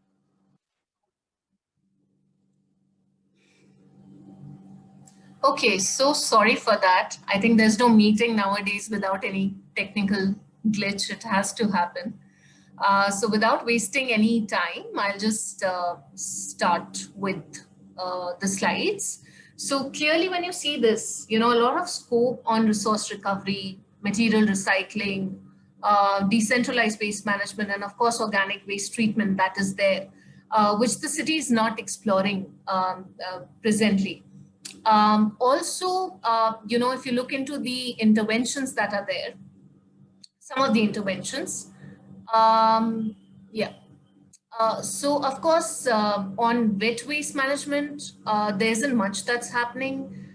There's about 5 to 10 TPD of composting at household level that's happening. There's about, a biogas plant at Urva Market, which, its capacity is quite low to sort of upscale wet waste management. Also, a lot of low value material presently is being discarded. It contributes significantly to plastic leakages. Non-segregation leads to contamination of dry waste, though there is segregation of wet waste on designated days and dry waste on designated days. But it was observed even during a visit that still a lot of, mixing was happening. And around 20 apex traders that deal with paper, cardboard, plastic were mapped within the city as a part of this study. We found out that a lot of the resources were being channelized to other states, Gujarat, Maharashtra, Tamil Nadu, some to Mangaluru and nearby areas around Karnataka. And also significant plastic leakages. Of course, they could be minor, but significant around resource recovery, especially around the informal value chain was observed. So these were some of the centers that we visited, in the city. If you could see the level of control, I think this is very important for all of you to see. About 44% of the facilities that we visited had no level of control. About 19% of the facilities had limited control. About 31% had basic control, which means around worker health and safety or around wearing PPEs and environmental mandates, there was some follow-up. And there was only 6% of the facilities that had full control. Of course, we are not disclosing the facilities and right here, but clearly, a lot of area and work required around recycling intervention within the city. If you look at material recovery for Mangaluru, of course, this is the existing one wherein 110 TPD is being recovered, but the potential is quite huge and not explored presently, be it kitchen waste. Jeet, I think it's something for you to take note, or paper and cardboard, or plastic film, or plastic dents, or metal glass, for that matter, textiles as well, because we observed that a lot of consumer textile waste was also coming from households, which we often don't talk about as a problematic category. Now coming to the discussion, I mean, these are some of the questions that, I want to throw at you and take, your inputs. So the first question being, and I would want, I think, if you feel you want to answer, like just unmute yourself and, just start. There's no order that I want to follow because it's a very small group here. So I think the first question is that, from your perspective, what is the biggest problem when it comes to waste processing in Mangaluru?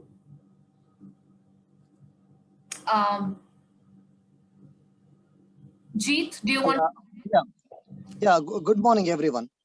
Well, Swati, just after you left Mangalore, after your study, there are some significant changes that's happening in Mangalore. All right, the commissioner, announced that there will be heavy penalties for people who do not segregate. Some of the stringent measures were taken, and for my surprise, the wet waste, the segregated wet waste that started coming into the dumping yard is increased drastically. Now, at an average, what I feel is around 110 tons. There are days where it is reached 130, close to 110 tons of wet waste is coming, which is very good, which is very nice, or very very appreciated that that he's taken that stringent step. Now, till you start penalizing, I don't think so that's the only thing, but still you start penalizing people, they would take things for granted. And there is some problem from the waste collection vendor as well, where people are segregating their waste, but they are not collecting it in a proper manner. So there are certain things which we can actually can be coordinated, and we can definitely increase the segregated waste collection. And to my surprise, you said the amount of glass that is coming is very surprising, the amount of glass that is coming. Because that is one waste which I found everywhere in Mangalore. As I'm talking, I'm actually planting in a site. I'll just show you where, all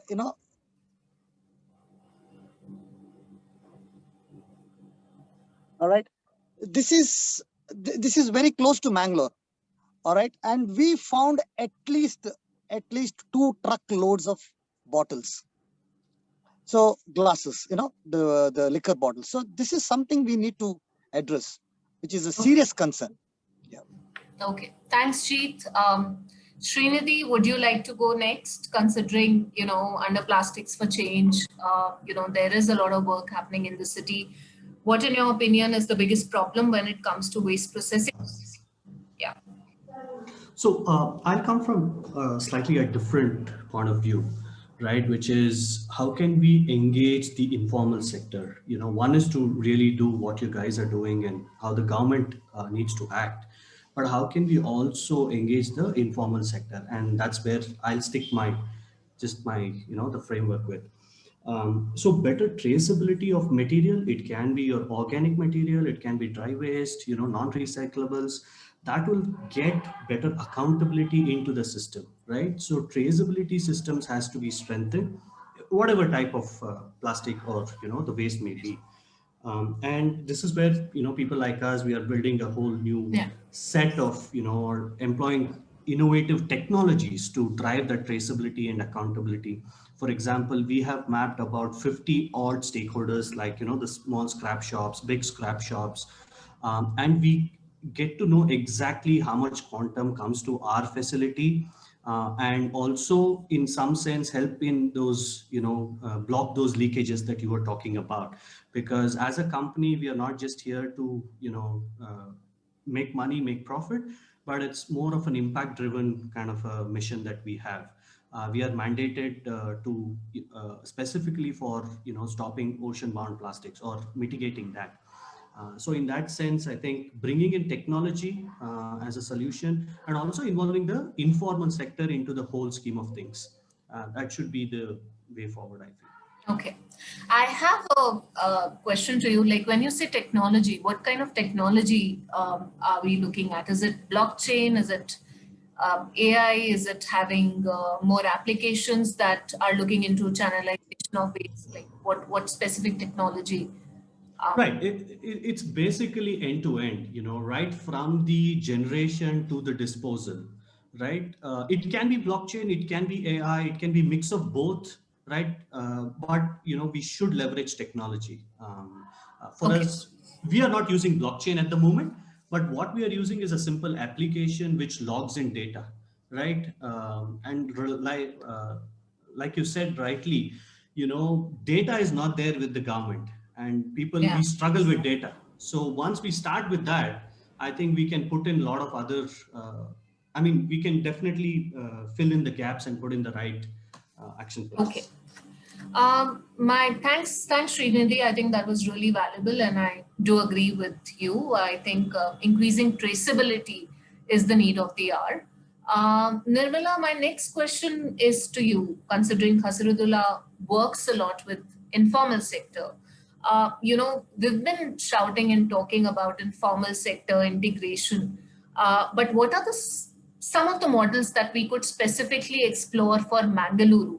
Because we clearly saw there is a divide. There is some level of integration that is happening in the city, port karmikas, and, but clearly there is a divide between a properly run and operated formal system and an informal system.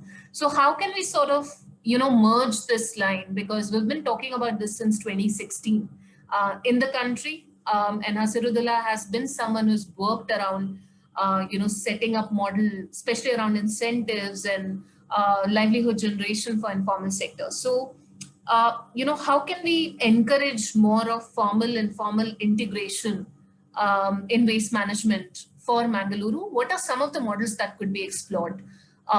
Could be dry waste, could be wet waste. Yeah, over to you. Can you unmute yourself, Nirmala? Yeah. Sorry. Thanks, Swati. So, talking from the perspective of the waste management system, because we have worked extensively in Bangalore, and this has been the 10-year struggle of us to integrate the waste pickers in the formal system. And this can be mandated from the BBP, through their policy, which comes where they integrate the waste pickers in the solid waste management of the city. And it has worked wonderfully. But what has happened, we have wonderful policy, and it has been kind of implemented step by step, but not complete implementation has happened in Bengaluru. So the same talking from the same perspective in Mangalore, also we can do the same thing at the ward level. I'm talking about the micro planning, where the waste pickers, the informal sectors can be integrated, where they can work together with the Paura Karmikas. In the sense, for example, to give you an example, so the dry waste here is picked up by the waste pickers, and it's been sorted in the dry waste collection centers. So whereas the Paura Karmikas essentially sweep the streets, and they can as well pick up the dry waste which is available on the streets and drop off at the dry waste collection center. This is how the informal and formal structure can come together. And also there is some amount of waste pickers who are also into the Paura Karmikas, who have been recruited as Paura Karmikas as well in the city. this kind of structure can be created in the Mangalore Municipal Corporation as well, at probably at the ward level, taking into consideration the demography of the city or the population, so whatever it is. The similar kind of a structure can be created by integrating this informal and formal structure. I think I answered your question. Yeah, thanks, Nirmala. I think that really helps. My next question, again, it's an open house, but you could see like who would want to answer this. I could see a few recycling interventions in the city, but of course wasn't impressed, like, so to say, is it really green? So my question to the group is, do you all see recycling as a green industry in Mangaluru, and any suggestions to make it better and sustainable? Because the crude ways in which it was happening at a few facilities that I visited, which was limited to probably making cakes of, plastic material, like melting it and preparing a cake. But again, it wasn't conducted in the most, hygienic ways. Also, I felt a lot of workers were exposed to, the obnoxious fumes and gases that were there. For that matter, I mean, even when I was there, it was difficult to stand at such sites. So how can we sort of push for greener recycling in the city? And any ideas on how this can be done and upscaled further? In a sense that if there's existing recycling set up in the city, how can you make it better? Do you think integrated approaches will work? Do you think private funds will work, or private informal, again, integration will work? So I'll leave the house open, and anyone who wants to go first, and then, if a few of you have ideas, I would want to take that. Yeah. I can take that. So I think Yeah, multi-pronged approach is the need of the hour, right? Especially with respect to recycling. And one of the pain points of recycling in India is you don't have formal systems. You don't have that, both from a buyer perspective and from somebody who's making those granules or recycling perspective. So the sense of importance is sinking in. That's a big picture. But what we need for Mangalore is something on a, if I just zoom out and say, in South India, you still have a lot of informal sector making, or making dana or that cakes that you call. So I think there's a huge gap and the need to bring in recycling facilities, working closely with the government, and also looking at green, funding, green investments that you talked about.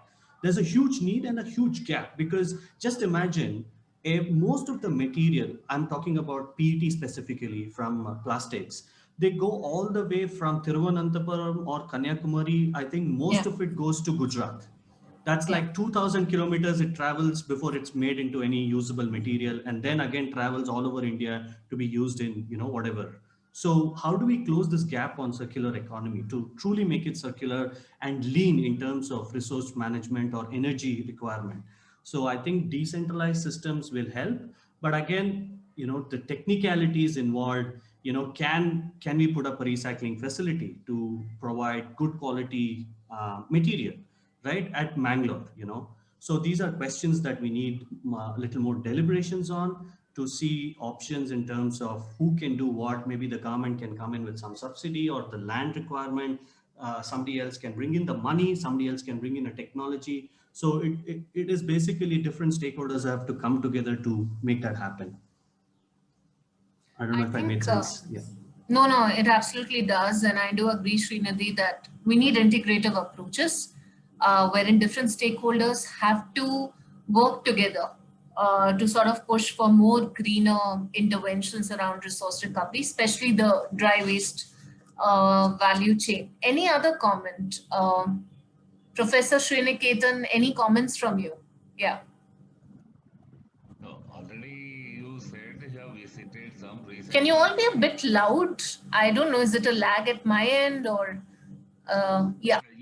Yes, sir. You mentioned about some recycler plants in Mangalore you have visited, and it's not maybe the fumes and other things you mentioned. right? See, this recycler concept from the government side, now there are certain regulations. Am I audible? Yes, you're absolutely audible now. Yeah. Now, see, the lead acid plant or the plastic thing in Mangalore, some recyclers are there. Somebody has put it, they make some granules and they send it out. But for me, the first point is the segregation.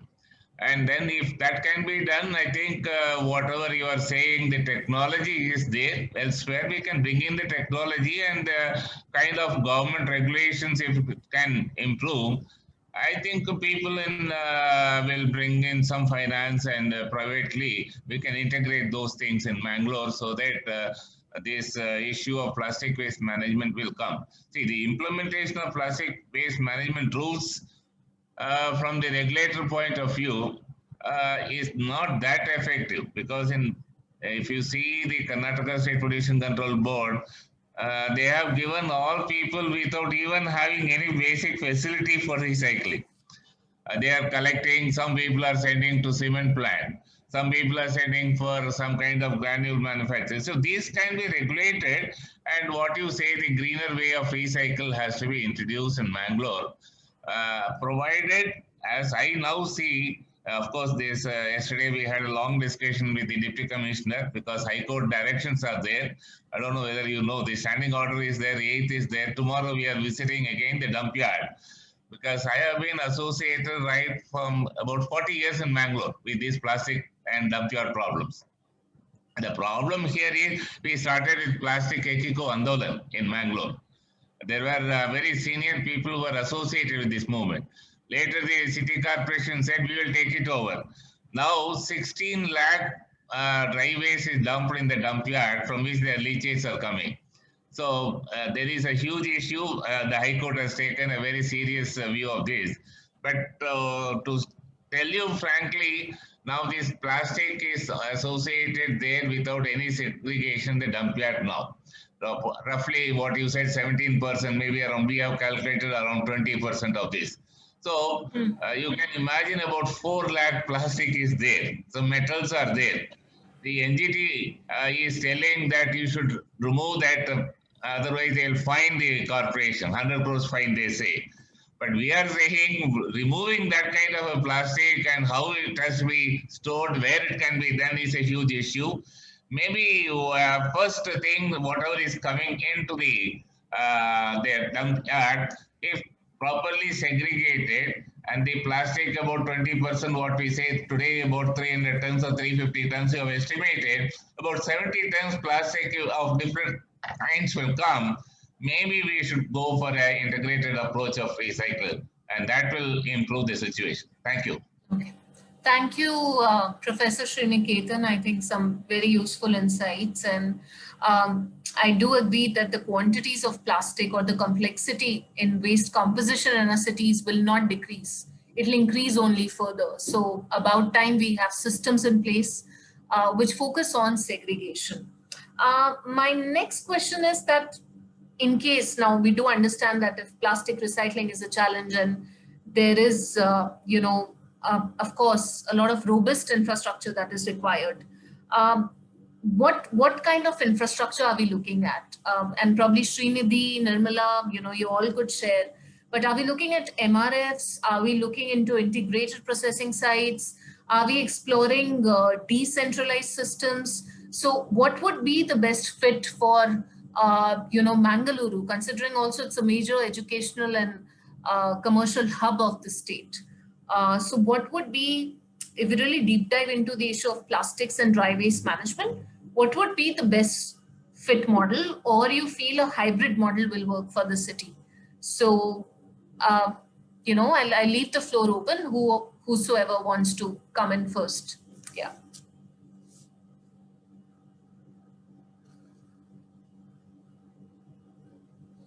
I hope my question was clear. Yeah, Srini. Yeah. See, when we are talking about dry waste and, within that, like paper or plastic, so the high value within those, sub segment are not a problem, even in terms of collection, in terms of segregation, in terms of even the final disposal or recycling, because they have high value. For example, it can be paper or cardboard. There is a proper value stream set up in our country to a large extent.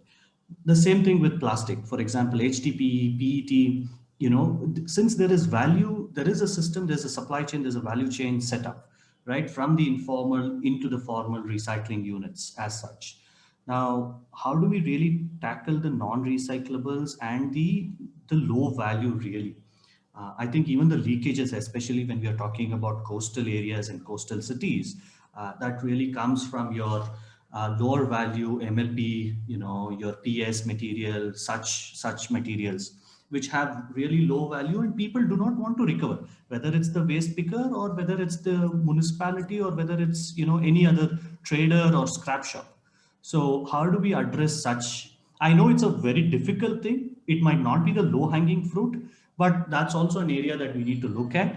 And I think an integrated approach, it should be a combination of decentralized and a centralized system, because I think we have examples where Bangalore, they went in for, centralized systems and it has not really worked. Now they're moving a real decentralized approach at the ward level. So one thing is, on one hand, in coastal cities you have the ocean, right? The other hand, there is Western Ghats. So how do we really look at integrating in the small parcel of land that is available? And maybe vertical might be the approach. So setting up both would be the way forward maybe. And again, it depends on how all the stakeholders feel about it, and we need to take a scientific, informed, data-driven decision, I feel. Okay. Thanks, Srinidhi. Anyone else who wants to comment on this? Swati, adding to what Sridhini is saying, I think at the operation level, segregations at source is the key. And again, talking from the perspective of the dry waste collection center, what we have here in Bangalore, so there is a compulsion, like during the collection, the dry waste center, which is operated by the waste picker, he has to collect all the dry waste coming from the household, be it a low value waste or the high value waste. So everything has to be collected, and the sorting happens up to 20 to 70 categories. So these different categories, and now with the new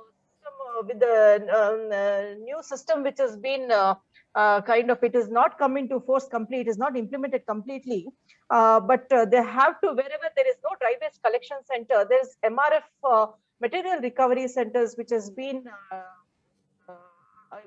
constructed outside the city by the municipality. So it is to be taken there and segregated. So essentially, all types of plastic has to be collected from the source, and it has to be segregated. And of course, an integrated system. There has to be BBMP.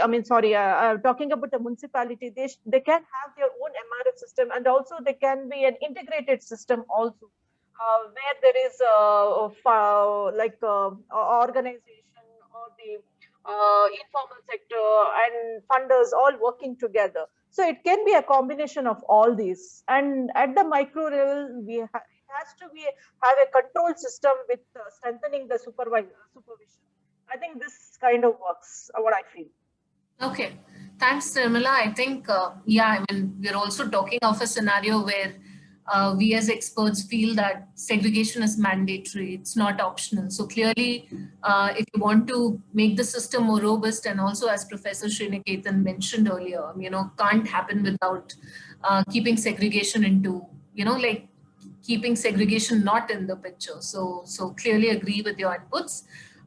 Anyone else on this? Can I tell one point? Yeah. Now here, what Mangaluru City Corporation has outsourced to a company, and they are coming and collecting from households. And they are not that much aware of what is a dry waste or thing.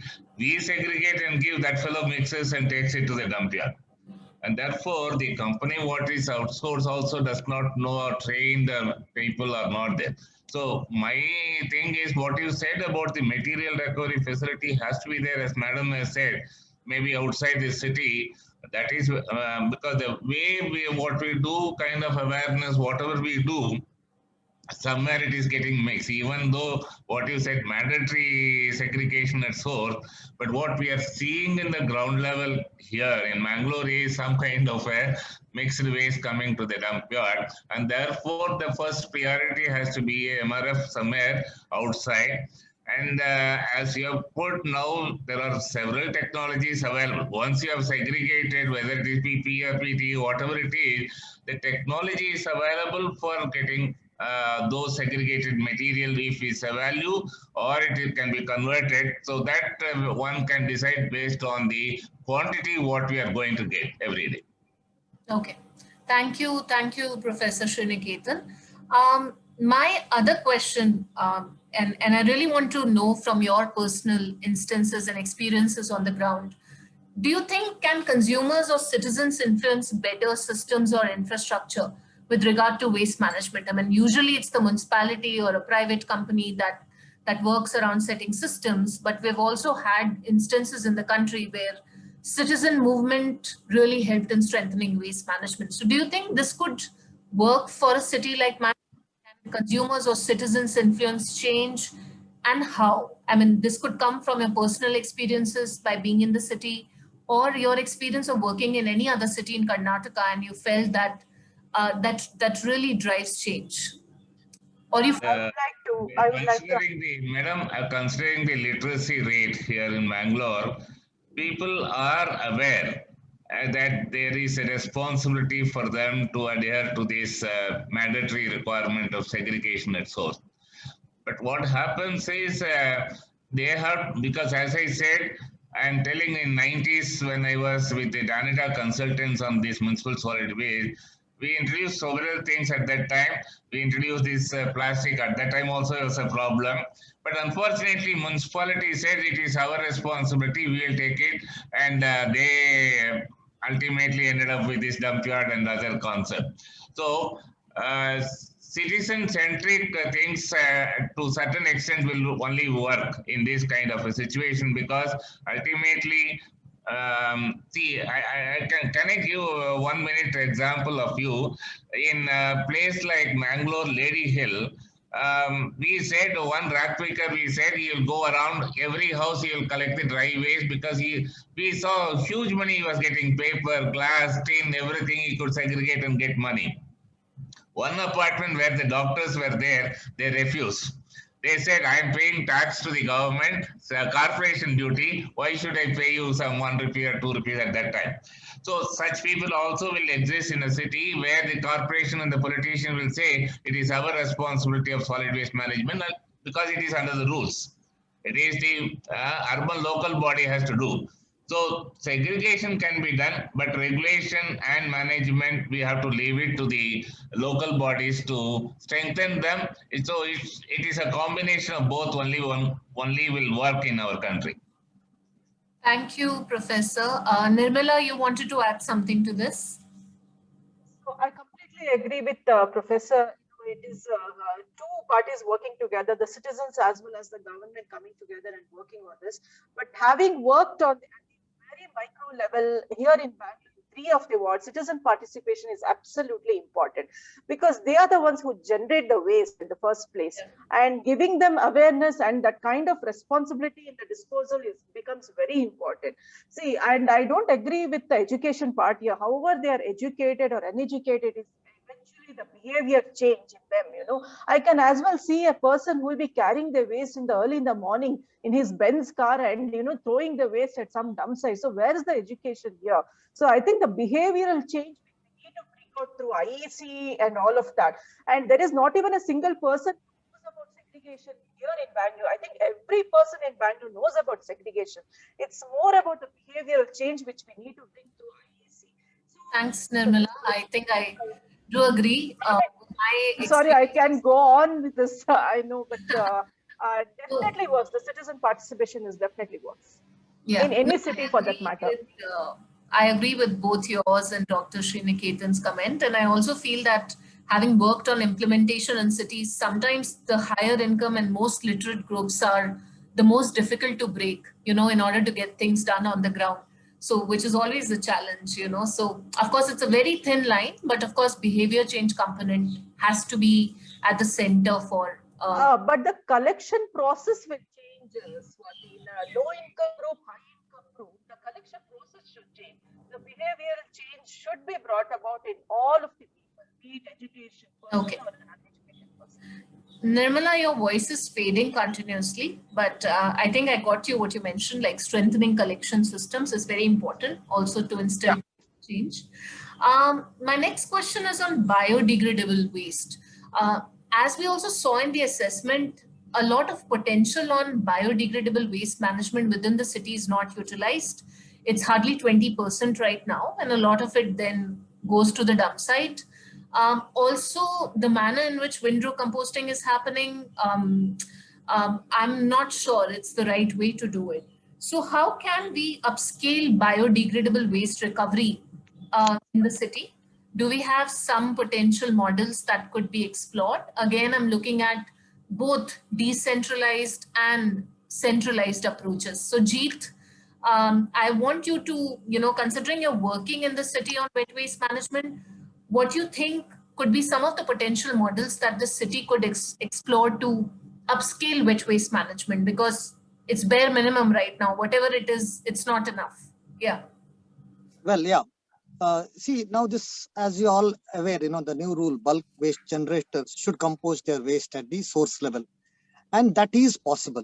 That is possible. There are a lot of technologies. And we have already successfully done it in more than 65 apartments in Mangalore, in and around Mangalore. And we have already done it in 3 institutes. We are also been, doing it for 2 panchayats, windrow method. So it is possible. It is possible, if the city corporation cooperates with us, or the people who are implementation of the law is very important. What I feel is, if the bulk waste generators compose their own waste on their source level, around 30% of the waste that is generated could be controlled, or I can say more than that. When we say on-site composting, it should be not only the wet waste composted, but also take the responsibility of collecting the dry waste or all the waste, other waste possible, and send it to a center. If I have to say, I'm managing in a couple of flats where wet waste is composted. What about the dry waste, where we can actually take that segregated waste properly to a proper center? Might be a dry waste center. So it is possible where, this law is implemented properly. Okay. I would like to add to this, Swati. Please. Can you hear me? Can you hear me? You're audible now. Yes. Please go Yeah. ahead. So right from the micro level, I think the decentralized system definitely works here. So the different streams coming from different, collecting at different people, you definitely get a segregated waste. And talking about 2 things here, this is one about decentralized collection. The second thing is, it's not just the government which has to take the responsibility. Each individual can take the responsibility, and right from the micro level, the home composting, we can as well encourage the home composting where the waste gets diverted. And if there is a community or an apartment, they can compose their own waste. Where we experimented in a community of 70 households, I'm not talking about the apartment. So in a street of 70 households, we just showed the municipality that we can as well compost at the end of the street. So area was identified, and we composted the waste of the 70 household. And even during the COVID times, we didn't have the hassles when the workers were not coming, the waste collectors were not coming. We didn't have this community especially didn't have the hassles of waste collection at that point. So even at the micro level, so the waste can be diverted of the organic waste. It need not be that the government should create all the centers and it should go to there. It can be decentralized at the ward level also. Okay. Thanks, Nirmala. My next question to all of you and probably others who are not that participative can pitch in. What do you think about reused refurbished models in the city? Can something like a repair cafe in the city work to push for, waste minimization, also linking people to resource recovery? I know Bangalore has one such initiative, and at least in the circular economy and zero waste circle, it's quite picked up as a momentum. But can Mangaluru explore with something like that? Again, as Nirmala mentioned, linking it to more micro level, which is at community level, to install behavior change. Like, do you think concepts like repair cafes or refurbish related models could work in the city?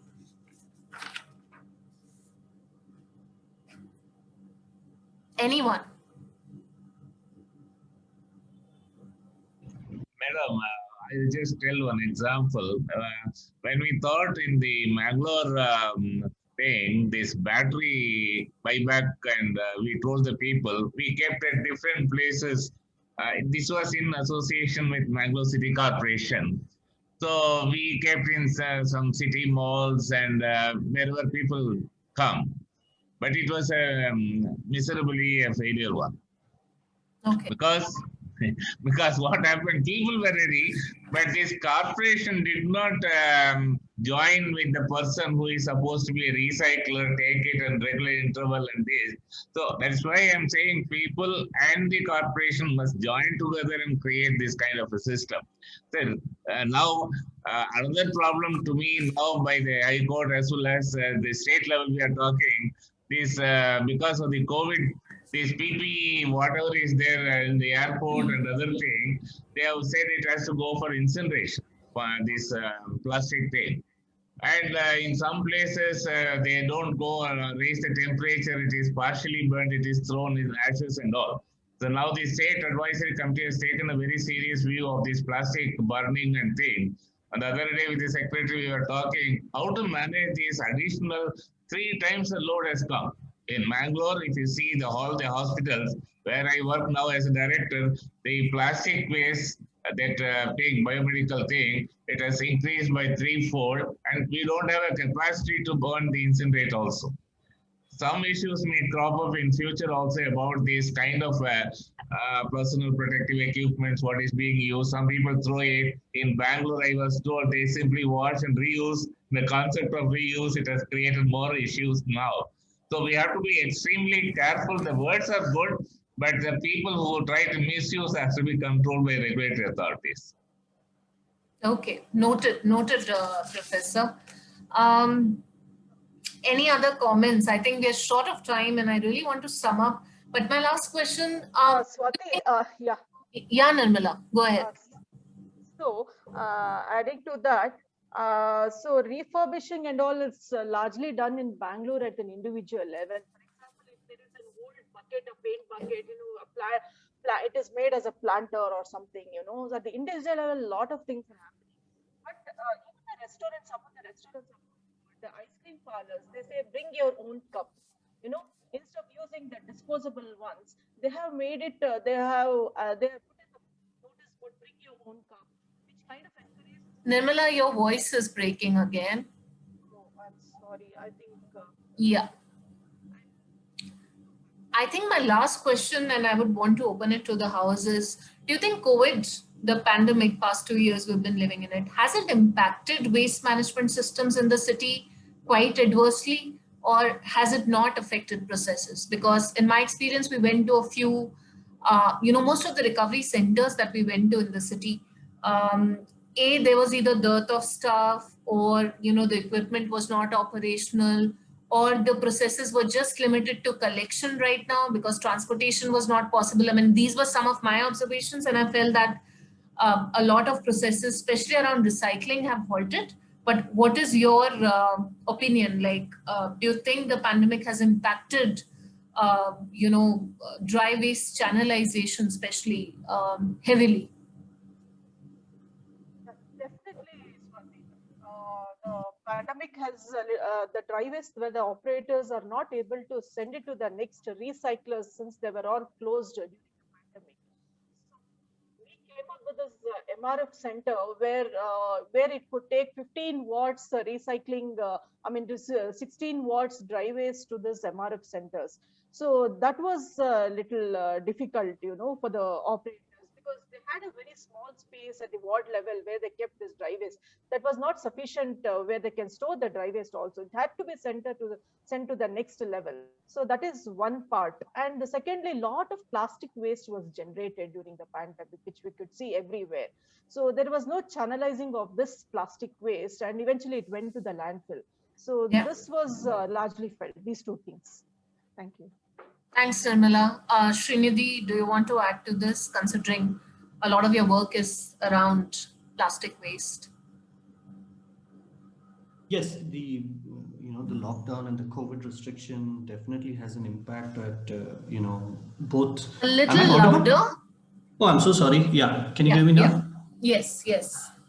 So especially the collection, people couldn't go and collect, and then the space issues at this, especially at this scrap shop level. The apex traders or the apex collectors that you said, they couldn't collect because bulk generators, especially hotels and restaurants, were not working. So it impacted both at the collection level, their livelihoods, and also, as Nirmala ji said, the next level. They couldn't really transport it to the next in the value chain. So it has definitely had a big impact. Okay. So I think summing up, we thank you so much for all your inputs, and Lobo and Vibin. We didn't hear much from you, but in terms of summing up, I think it's clear that we need segregated waste streams to have more effective processing. Again, better traceability of material, which I feel is a very important input, something that cities sort of forget to, mention. Also, in terms of formal informal integration, yes, at micro level, this can be done. I think what Nirmala shared on core karmikas, but I'm sure like even at a private level, these stakeholders, their skills could be upscaled so that they could be integrated into a few private operations that run in the city.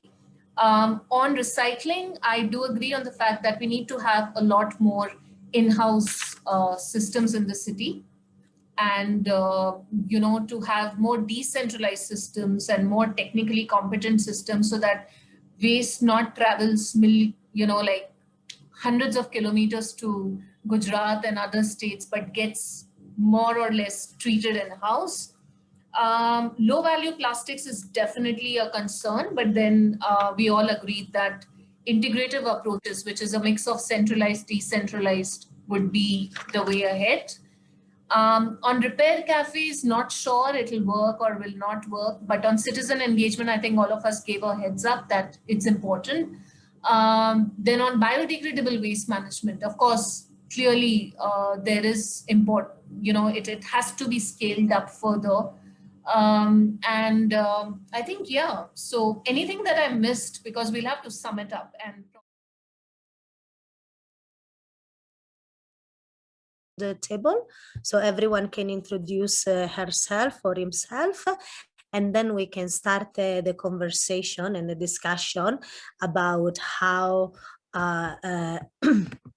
how we can improve the disposal operation sites to improve the efficiency of the waste management system in Mangalore and decrease the plastic leakages and environmental pollution, of course. So maybe I can start. My name is Francesca. I'm working at UN Habitat. I am based in Nairobi, and I'm supervising this project that, as Swati mentioned, is involving 3 countries. So we have Kenya, we have India, and we have Ethiopia.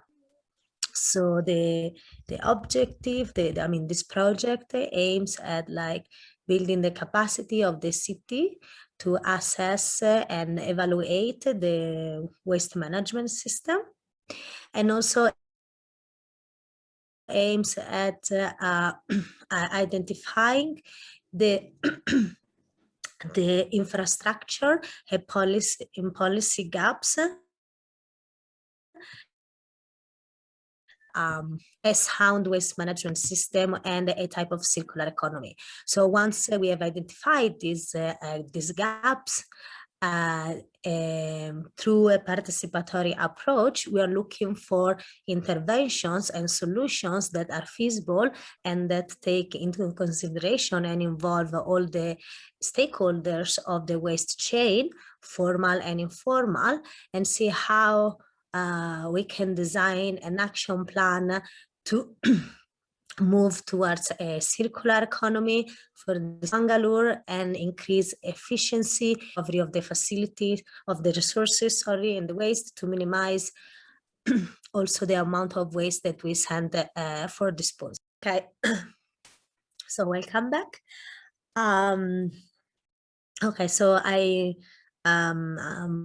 would like to hand over. Maybe I can ask my colleague from UN Habitat India Country Office to introduce himself, and then we can continue. And thank you very much for being here today. Your presence will really make the difference for designing the action plan for the city. Thank you, and over to Shrikura. Yep. Good afternoon, everybody. My name is Sri Kumar. I'm with UN Habitat, but I'm taking care of the city of Trivandrum in Kerala. Okay. So Mangalore was being taken care by my colleague, Mr. Karthik, and they had done the survey. And for me, there are only 2 cities that UN Habitat is handling for. He's doing the survey with the waste-wise cities using this tool, and one is Mangalore, where the survey is almost complete, and we are going ahead with the action plan and the meeting regarding that. And mine is with the Trivandrum. So I'm just supporting Francisca, and let's go ahead. We can have a quick interaction with everybody. Thank you. Thank you.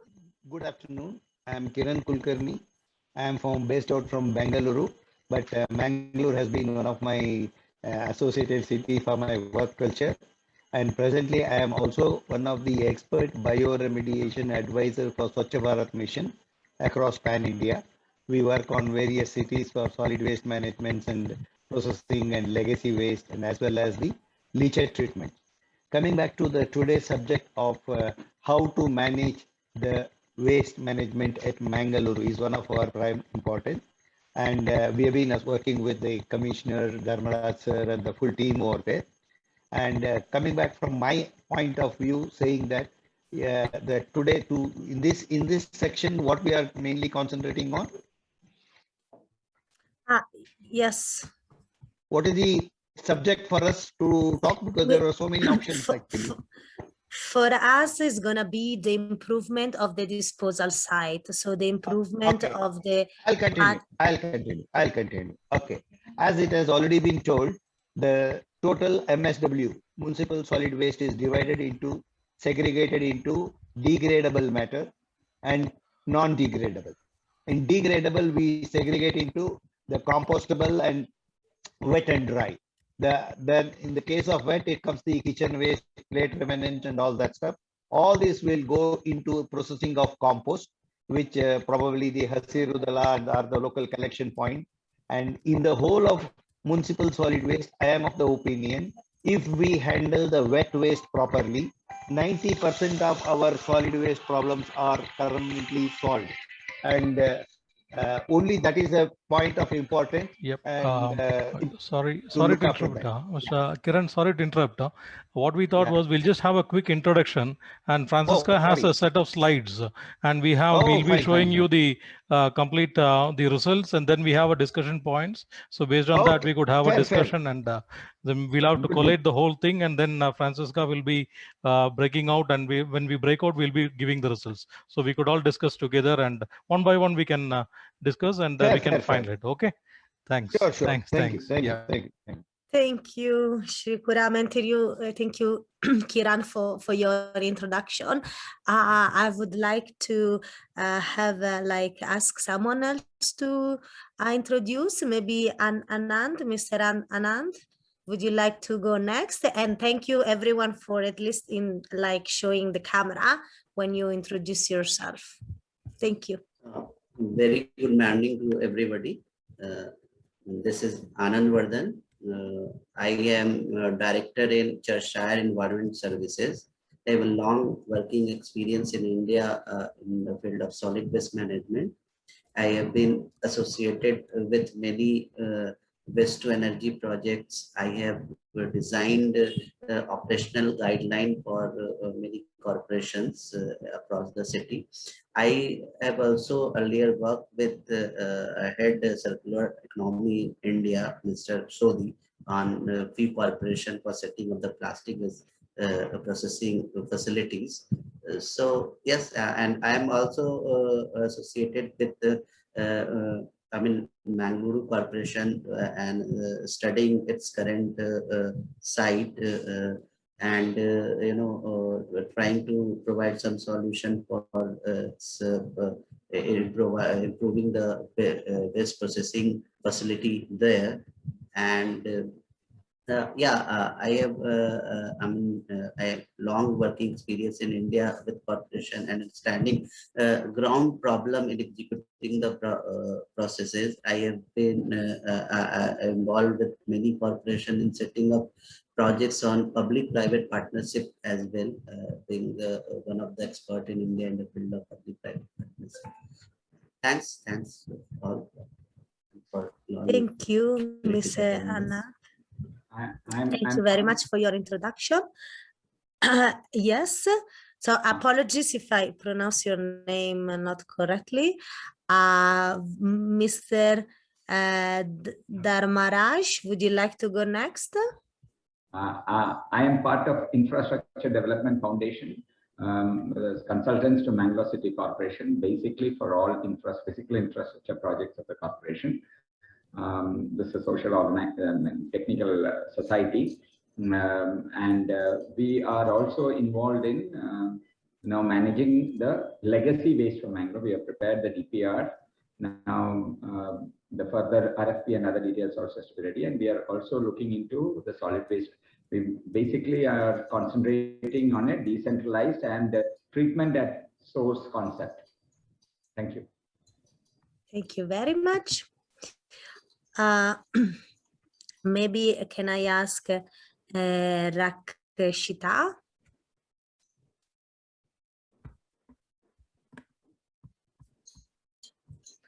Please make sure you unmute yourself before talking, because all the microphones are on mute.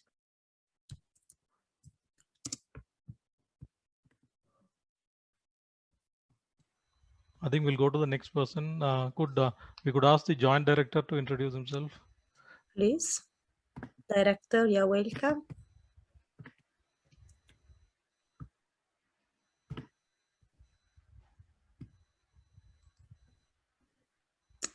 No, anybody else? Mr. Kiran Chandramuthu.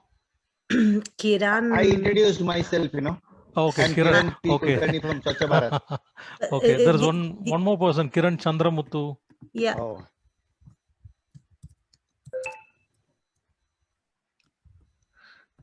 If to unmute yours, Kiran, Chandra, you're muted. Your microphone is on mute. Just click on the microphone icon to unmute yourself. Okay, great. Can you hear me now? Yes. Yep. Yes, please. Very clear. Thank you. Bangalore. So I'm working as an aromatic engineer. So I look after some of the works of municipal corporation in Mangalore and other systems. So to represent directorate from the government, so I'm here on this. Thank you. Thank you. So we also have representatives from the municipality. Very good. The joint director is there. I mean, he's not audible, I suppose. Francis. Sir, are you available? The joint director. How about Rakshita? Is Rakshita available? Okay. I hope Francisco might be. They'll come in while. Is anyone able to unmute? Sorry. No, yeah, Rakshita is like. No, not these two. Yes, sir, but your voice is not audible. Okay, yeah, we're audible now. You can speak, Rakshita. Please, Rakshita, you're welcome to introduce yourself. See the message. I think no. I think Srikumar, you should continue. Yeah, okay, Others- Francisca, I mean, you could continue. Let's see. We could start off with the discussion, and might be by the time they'll come and join, they'll be able to. Is it okay? Okay. Yeah, we don't have much time. Yeah. Yes. So let me share.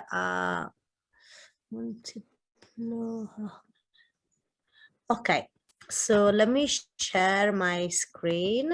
So then I can briefly take you through the presentation.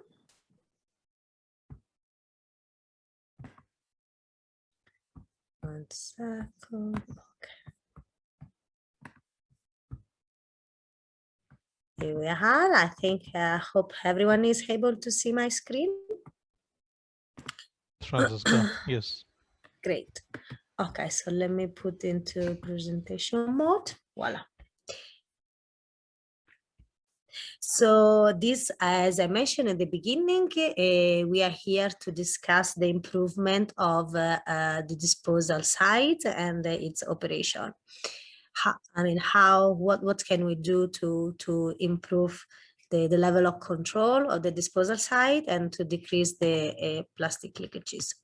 So basically, what the WaCT, what the Waste-Wise Cities tool is telling us is that out of the total solid waste generated, almost 400 tons a day, actually more than half, maybe around like 60, more than 60% is being disposed, which is quite of a big fraction of waste that is not recovered, but it just been dumped at the or partially disposed at the at the landfill site of the city. And then we see from the tool is also telling us that around we can see from the chart, from the image, that really like a big chunk of the plastic leakages, especially to the body waters, meaning rivers and oceans and seas, is actually coming from the disposal sites.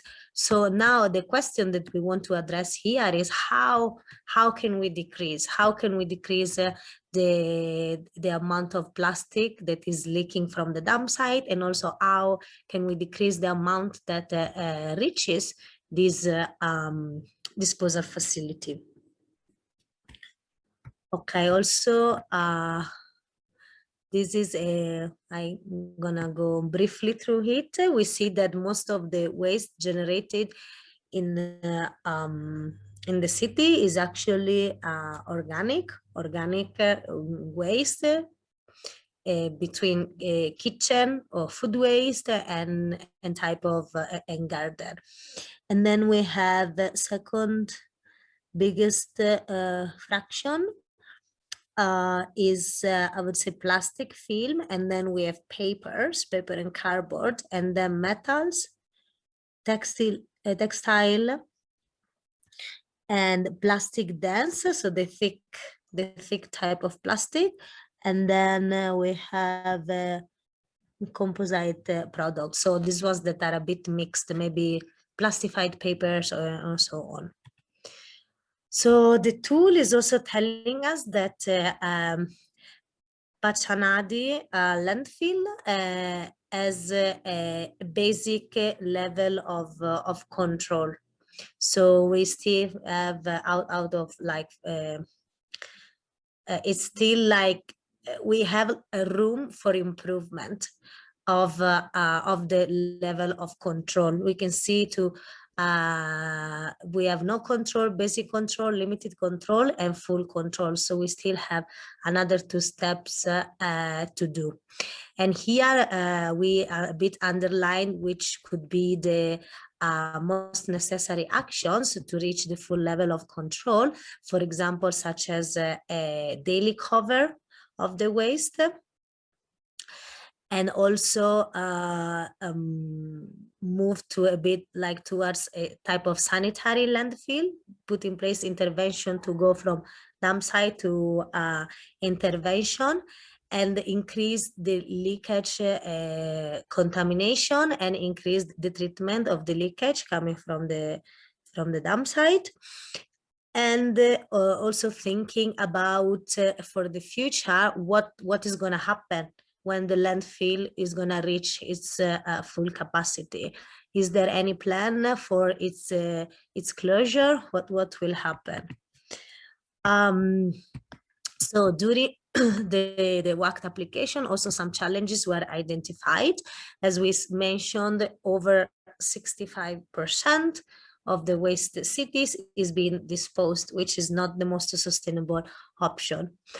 Good news is that our disposal site it reaches at least the basic level of control, and no burning or fires have been identified. Even though the workers operating there, they're still exposed to dangerous and hazardous working conditions, and very often lacking any like personal protective equipment. And there is a composting facility at the site, though they mix a bit of the waste comes is a bit mixed. So we could definitely improve on the quality of the organic waste that can be treated. And another challenge has been identified is the risk of floods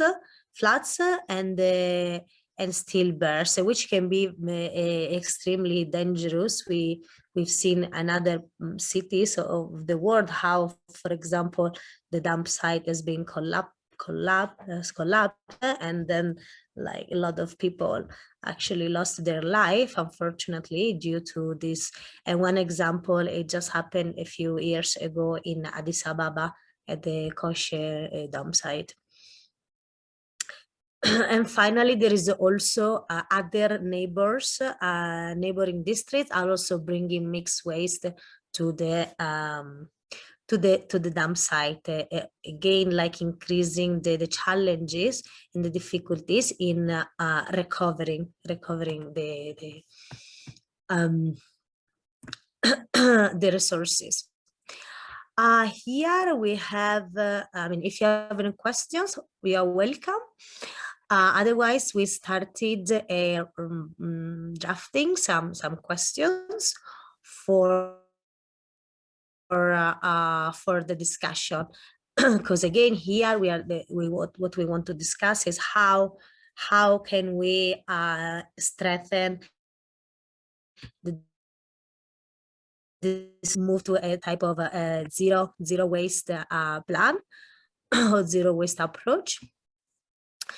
And to start the discussion, maybe I would ask everyone to think which could be the 5 top actions that you think are absolutely necessary to improve the disposal of the site. And also here we have other guiding questions.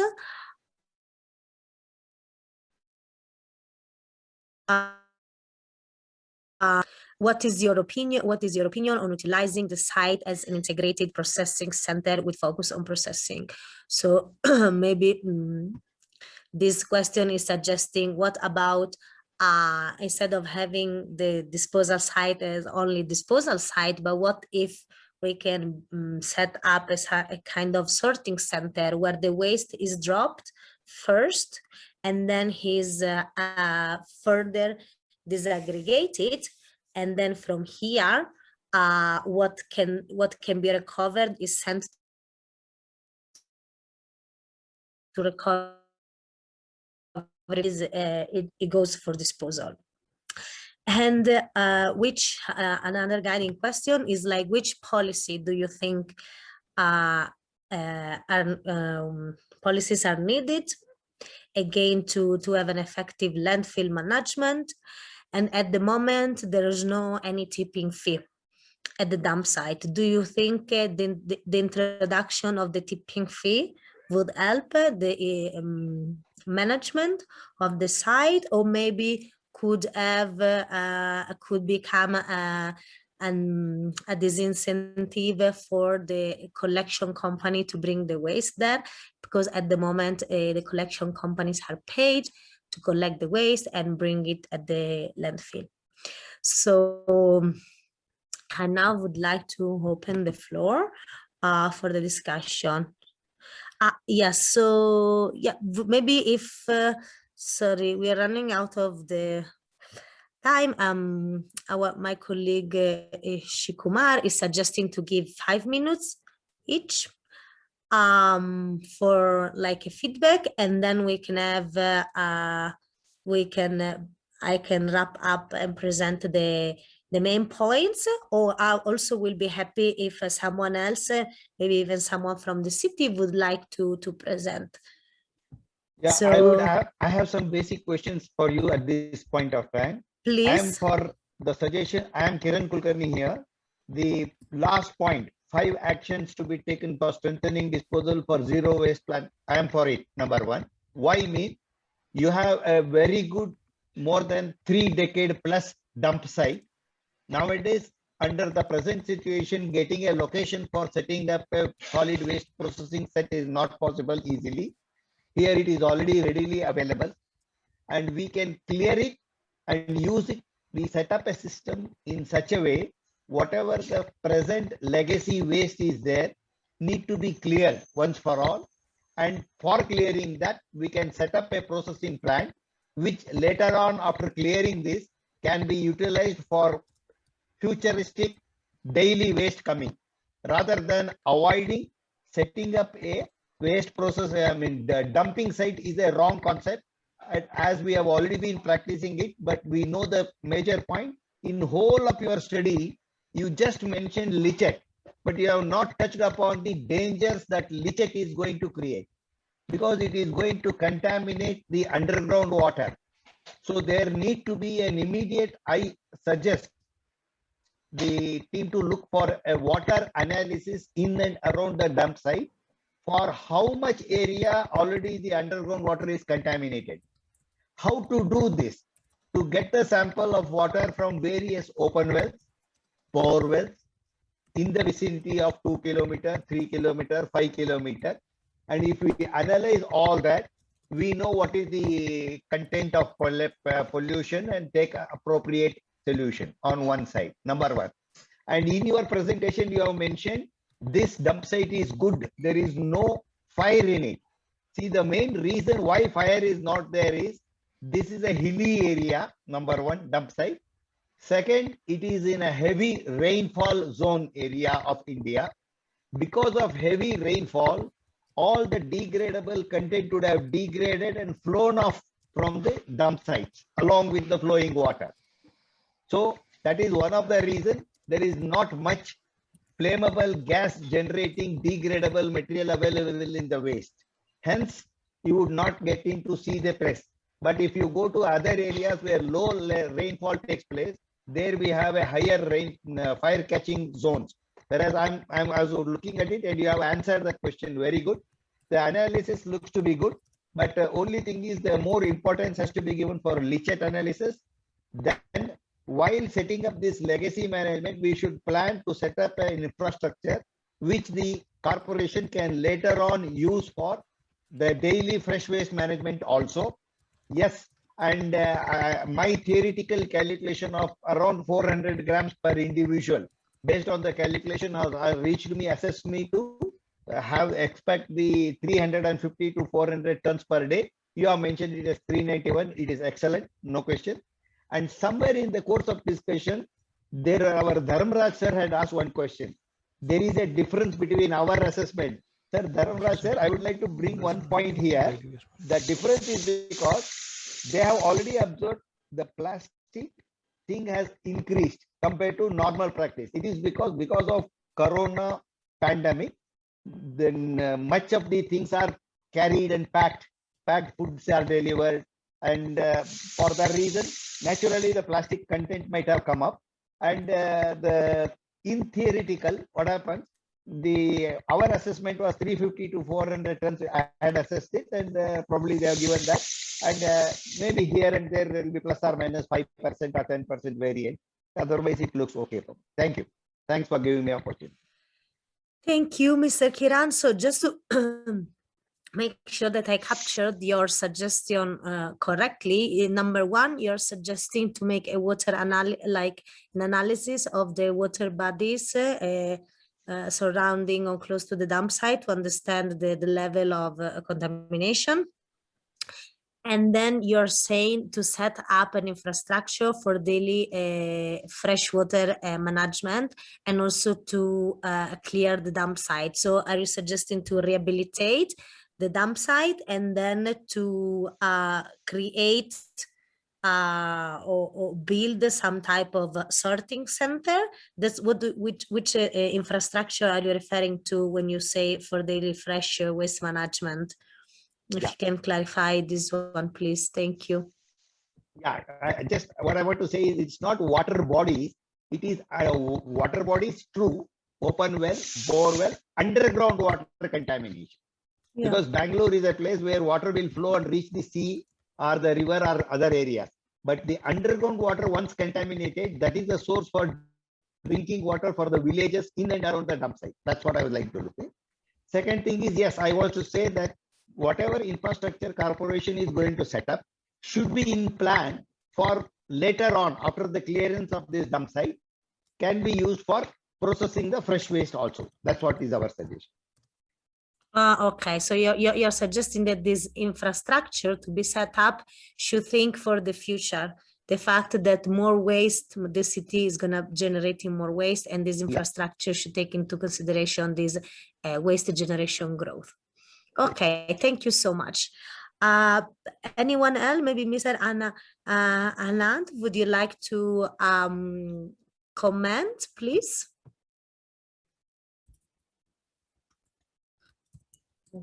I'm Dharmaraj here. My request to your organization is, one DPR has already been prepared for legacy waste treatment at Pachanadi dump yard. So if you could just take that and give your comments on that, it would be great. What did you, sorry, I think. Yeah, now Dharmaraj, like Francisca, Dharmaraj is saying that there is a detailed project report that has already been prepared for Mangaluru City Corporation. So he was telling us that we could look into it, and there is a suggestion in that for the legacy waste management of the disposal site. So we could use the points that is described in that. Maybe do you want to? Yeah, the DPR has been prepared exclusively only for the legacy waste, not for the fresh waste. Got it, Francisca. They have prepared a detailed project report. It's like briefly 1 or 2 points. Yep. Okay. Any specific, okay. Dharmaraj, you could give your suggestions on these discussion points if you want. Yeah. What I was just thinking is, because in this group, the discussion was specifically on the landfill site treatments, or how do we reclaim it, or what has to be done about legacy waste. I don't want to waste time at this stage. My request to you is, if you could speak to the Commissioner, Mangalore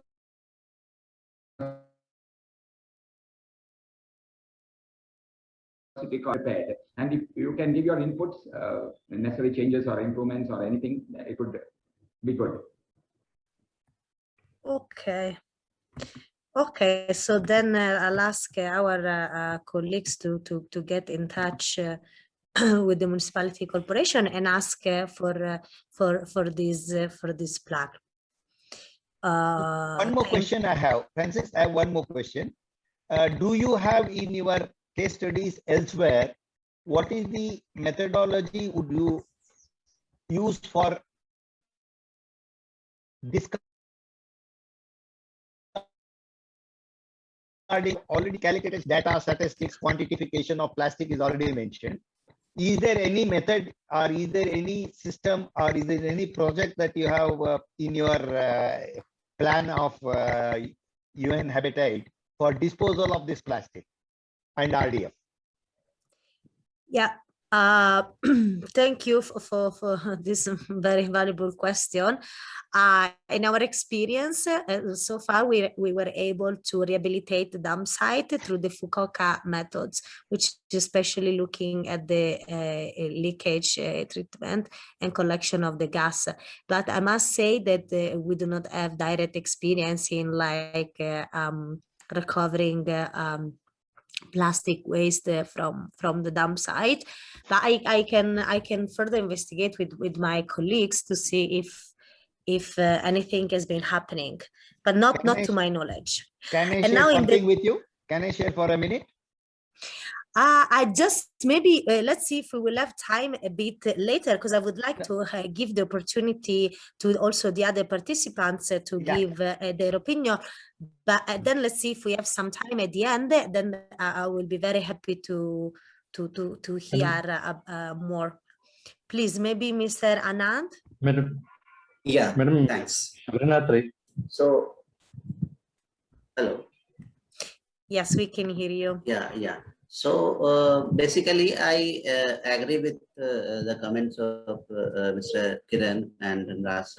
So first of all, for legacy waste part, so we have to come with some sustainable solution for processing the waste, which is done for last 30-40 years there at dump site in Pachanadi. So maybe considering the condition of Mangaluru city and as well as the technology which can be better implemented in India. So bio-mining or bio-remediation can be one of the options for processing the waste there.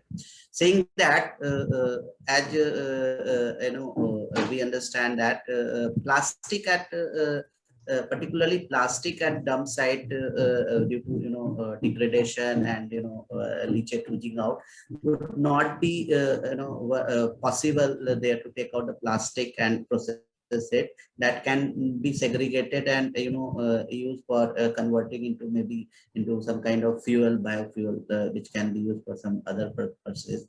I also it's very important to come up with some decentralized processing system within city which can be integrated with some kind of bigger processing facility at the site and without integrating the whole system, only concentrating on one of the component would not help the city. So we have to devise a plan, as we are discussing in different room for a different problem, whether it's minimizing the waste at source, then segregation of the waste at source or some other decentralized location, kind of setting some transfer station within the city where if waste is not segregated at first at source, then it can be segregated at the transfer station. This can be integrated, the whole system can be integrated with the processing facility. We have to do this because see, one of the biggest challenge in Mangaluru is waste is collected but it is not segregated and it is dumped. 65% waste is dumped. So dumping at particular location is not environmentally safe option. And landfill is at an initial method, but after that we have to move to other processing facilities, creating facilities and reclaiming the land so that the area around the dump site is not contaminated. People the air, water pollution should not increase in that area, and people should not, the resident living there, their life should not be affected. So my opinion is focusing on processing of and setting up a bigger facility at landfill site and Pachanadi, and also setting up some decentralized facilities, maybe a facility for say a small waste to energy plant, also setting up a plastic waste processing facility within city, and integrating the whole system will help us to achieving the target of zero waste within city. That is the first key initial plan we should start with, and then based on the the kind of waste the segregate component of waste we are getting in the city, so we can focus on those things, how to integrate with with informal sector, and we can shift something to, if we are not coming with some processing facility, then we can also shift some of the recyclable to the industry where recyclers can directly we can transfer to recyclers, and the waste can be processed. The focus should be first the segregation of the waste within the city, which will minimize the problem, and also side by side creating a facility at the landfill side at Pachanadi, and also creating some of the decentralized processing facilities within the city which can be integrated, and the vision can be we can move in achieving our vision of zero waste. Thanks. Thank you so much, Mr. Anand, for your valuable comments. Yes. Madam, good afternoon. I'm Shabrinath Ray. Madam, is there any best technology, feasible and sustainable technology for legacy waste? Because as Dharma sir told us, he has submitted a proposal which the project cost is around 74 crores. Of that, around recycled, and that it to 50 crore, which is a big challenge for NCT to bear that money. We have submitted that to the government also, same thing. One thing is that, and the another thing is that the challenging thing for NCC is that the mixed waste which is received. The mixed waste which is received, it is because of the thing that people who go for a job, and those people they are giving their waste in, they're tying in the plastics, and inside that they'll keep a wet waste, and that has to be carried. If you leave that, again it will be a product. These are the challenging things which now at present MCC is facing. So is there any solution how we can mitigate this? Okay, thank you. Thank you for your comments. So you said you also have submitted some project for the better management of the landfill, right? Yeah. Yeah.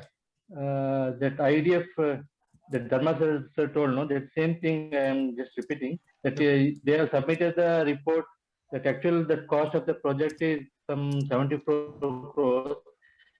In that, some revenue part, if you deduct, and it will come up to 50 crores. Again, it is a challenge for MCT to bear that money. So we have sent that all report to our government. We have to see what they will tell. Then main thing is that, again I'm repeating, main thing, the challenge is that mixed waste which we are receiving. The mixed waste is the which is going to the landfill. That people giving their waste, wet waste, tied in a plastic bag, which is really a big challenge for us. So how we can work on this? Is there any solution for this? Thank you. Yeah, I think this the lack of the funds maybe can be addressed by the introduction of the tipping fee, because usually I think this also needs to come with a lot of awareness that everyone is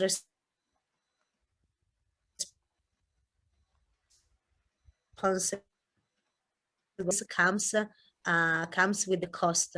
Like also, I think it's important to change a bit the mentality and to make the citizens understand that it cannot be the municipality only to subsidize this type of service, but that every citizen needs to contribute as well. The same way you pay the water bill or the electricity bill, we need to contribute to the waste management of the city by paying some fees.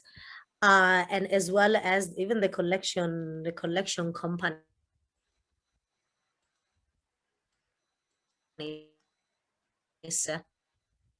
Collection companies, they receive households fee for their service, and then they drop the waste at the drop the waste at the dump site, paying the fee.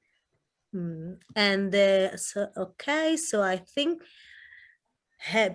since we have very few minutes left, would someone else to have any comment? Yeah. You are very welcome. Yeah, I am Kiran here. Just now towards the last line, what you said, Dharmaraj sir has pointed out in the beginning speech itself, beginning comments only, the rules has to be made stringent. As you said, it is a participative team. It is the responsibility not only government, individual, corporate, also the apartment owners. Everyone must be held responsible or accountable for it. Second, he also mentioned that time the stringent rules have to be imposed. In the sense, our Sridharan was telling everybody is giving a mixed waste. If it is made mandate, no waste will be collected from the household or the apartment or the complex unless it is segregated as wet waste and dry waste. It will not be collected if that rule is made. And then to handle such a big infrastructure, I have a simple plan. On a daily basis, wet waste need to be collected and in a segregated manner and taken up for processing plant. Whereas dry waste can be collected, stored for a day, once in 2 days or once in 3 days can also, because it won't create any harm. It won't create any fly nuisance. It won't create any bad odor. Whereas wet waste will create bad odor every couple of hours. So it is a mandate that wet waste need to be collected on a daily basis. As Dharmaraj sir told, the rule has to be made, stringent rule, punishing the polluters. There is a clause called as punishing the polluters. Yeah, got it. Yeah, I got it correct.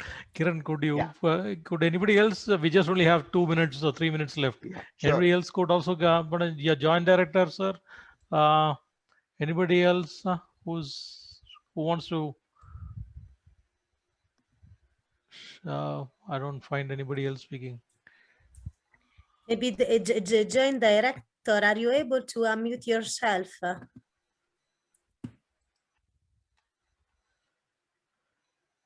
No, there was one more. No, not. Okay, and so you could just sum it up. We have another 2 minutes left. Anybody else, if they want to speak, they can speak. You would decide. What do you say?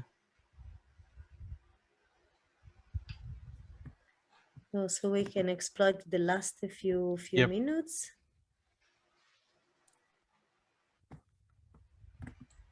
Maybe we interrupted Kiran. Maybe Kiran, would you like to add something else?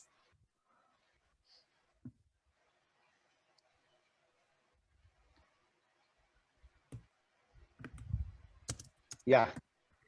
Hope there is no more. I'm not introducing it to somebody's time. No. Nobody else is there to talk. You can speak. Okay. So taking it forward, if we manage wet waste on a daily basis, half the job of corporation is done successfully.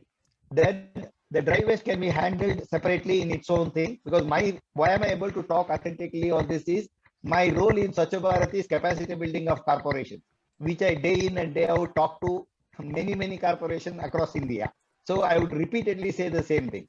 Then coming back to one very important point, the plastic is a big nuisance which lasts for more than 500 to 800 years. So which need to be properly addressed. Now we have come out with a methodology wherein we can convert this plastic into granules or the road divider blocks, which can be melted and put into that, or can also be converted into now due to the scarcity of sand for building. Earlier conversion into granule was very expensive. Now the technology of upgradation and all, we can convert this into granules and used for rural road making corporation is there in India, which is funding the finance for that. With the help of that, the corporation can take an appropriate action through rural road making corporation, because there won't be very heavy trafficular thing. This plastic granules can be used there for making the rural roads, number two. Then likewise, if we have a virgin good quality segregated plastic, that can also be converted into crude oil, which you can use it for conversion into crude oil once for all the plastic is eliminated from the mother earth. That's what I can say. Thank you. Thank you very much. Thank you, Mr. Kiran, and thank you everyone for your contributions to this discussion. I think we have quite some good points to report. So we have about another 30 seconds to go. Just take this opportunity again for thanking you for being here and for participating in the discussion. And we really appreciate your contribution that I'm sure can lead to the development of solid proposals that then can be submitted to the donor, and hopefully it's gonna be approved. So thank you, and I'll see you everyone in the main room.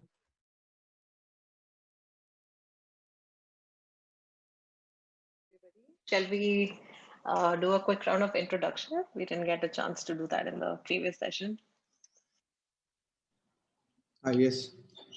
Yes, so I'm Abdullah Rahman from APD Foundation. So we are a non-profit organization which is working to improve public health through environmental conservation activities in Mangalore, and we have done some work in Bangalore as well.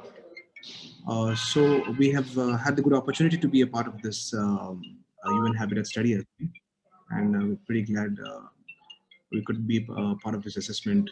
And so we can have this discussion post the introduction, right? Yes, yes. Thank you so much. So let's start the session. As you know, in this session we want to discuss the financing and circular investments. So based on some initial thoughts that have emerged from the findings of the study, we think that there could be 4 areas that could be looked into from the perspective of circular finance and investments. First could be around sustainable public procurement, which is to see how environmentally friendly goods and services can be purchased by everyone that's involved in the waste sector. And then to specifically within that focus on sustainable public procurement, which looks into the social and environmental risks, as well as the economic aspects of procurement when taking these decisions for through various tools that are available, including laws, policies, the SOPs regarding the procurement processes with the corporations and other government entities. The second area too that can be important as well is the green entrepreneurship, and to look into how can the state governments, local bodies, business associations, and investors promote businesses, innovations that are emerging in this area by providing both incentives as well as financing. And how can the green entrepreneurs get involved in making sustainable products, offering repair and their refurbishments. The third area is around the 3 Rs. As we have seen from the diagnostics as well, there are opportunities for improving the waste channelization and leakages. So how can the programs that combine the urban management responsibilities of the corporations and the awareness that the community can bring in through outreach to better manage waste through the 3 Rs approach? And how can the private companies be incentivized through subsidies to, again, bring in innovations in this area? The fourth piece is on investments. So again, how can we mobilize public sector grants coming in from the state and the central level and explore opportunities outside the public sector, the private sector, CSR funds and other blended financial options. So these are some areas for discussion that we can explore, and any other additions that the group feels. Just some thoughts on when we think about financing urban infrastructure, some options which I'm sure you must already be familiar with are when it comes to the basic options, they include the loans and subsidies, intergovernmental transfers and revenues.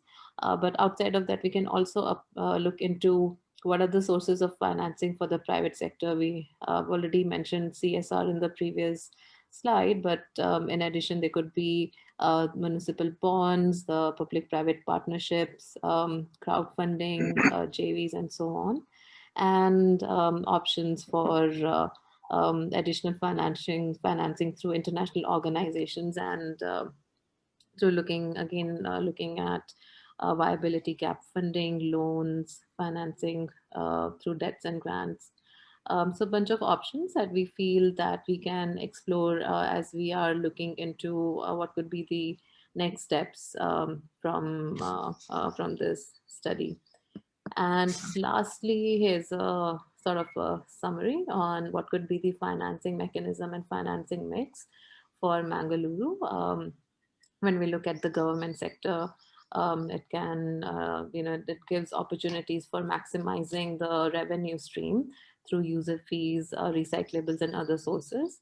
Looking at grants and subsidies, exemptions, in-kind support for the private sector, the public-private partnerships, bonds, equities, JVs, EPRs, which is mandatory now, through the additional sources of financing from central government schemes, state governments schemes, and the international organizations with their focus now on climate change and green development. There are a lot of trust funds and available to tap into grant calls, concession loans, and so on. So I'll stop here because I think we can spend a bit more time. We need to spend more time on exchanging and hearing from each other.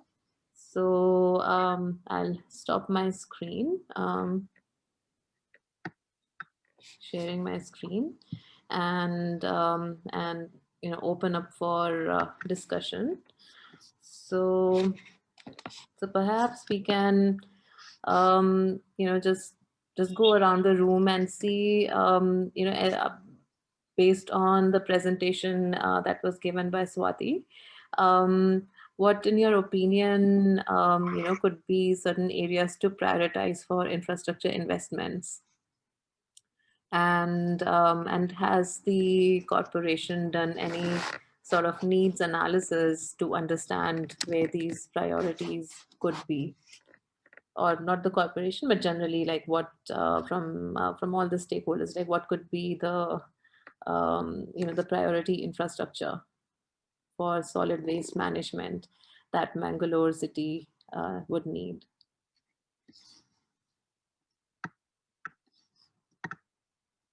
So the floor is open for yes. In the first slide, you had the first option of. So how do you break that down to which segments in the first slide that you shared? Yeah, sustainable public procurement. Yeah. So could you just define it a bit? Like how do we summarize it? How do I put my mind on it? Yeah, so most of the government entities have their own processes for procurement that are approved. And what we want to see are other opportunities to improve those pre-existing procurement documents so that they can now allow for more environmental friendly technologies or innovations to be brought in. Sometimes there is a bit of a friction between the business as usual scenario, which are approved and which are tested, and it takes a lot of time to make changes in those official processes for procurement. And we have a lot of other representatives there from the corporations and other organizations, I'm sure, who would know a lot more about this than me. But that was the idea on bringing procurement into the discussion. So I think maybe first we can also think about like what are those priority infrastructure that the city would need investments in to improve solid waste management. But do you think that a module where from where the waste is generated to the end result, as in like we basically from waste to energy, like waste to energy is something which we can collect from where the waste is generated and convert it into energy and again make a byproduct out of it. Is that the model which is most apt for the circular economy? Yeah, I mean, that's one of the options. Yes, that has been quite successful in certain contexts. Sure, there are. Which model would you think is the most used in terms of the city like Mangalore, or maybe from your past other studies? I think that's what we want to hear from you and the other participants on what what do we all think. I think I'll leave it to Swati and Francesca from our team to kind of give their thoughts into what is the UN Habitat's perspective. From the slides I've shared, what are the types of tools that are available? But the expertise is with the city and the stakeholders working in the city, and from hearing from the other participants here on what is a good way to move ahead. Manjunath Shetty is here. Where are you available? Good morning, madam. This is Manjunath Shetty. Yes, I'm from Coastal Authority, so I was not able to concentrate a bit, tied with other issues. But what can I make out is the dynamics of a government sector is very complex. And what Rahman said, that waste to energy, so it is being tested in most part of the city, but it's not going to be successful because there are various reasons. One is the calorific value of our waste is very low, and whatever the waste that comes into the stream, that are always picked up by the unorganized sector. So what ends up in your landfill is a few amount of a small quantity of the actual calorific waste. So that is one thing. And the other thing is that there are some models even in Kerala. What I saw is in some parts of Kerala, just like what has happened in BBMP, they have formed a company where you segregate all your waste, plastic waste and other things. So one thing is that we, as a municipal corporation, we can't run as a business entity. We have our own responsibilities. So what they do in Kerala is that they, the collection part of the segregated plastic and other high calorific value waste is one part. So they get automatically tied up with the private entities. So they supply it to the private entities, and for that they get some incentives and money. And they are also put to proper end use. Like they are turning all this plastic waste into some roads and other things. So those successful models can also be thought of. PPP comes in play when there is projects of bigger scale, which is quite lucrative to business people also, of the scale of some 400 to 500 tons per day. So a detailed study needs to be done on a lower scale and a higher scale. That's my opinion. Thanks.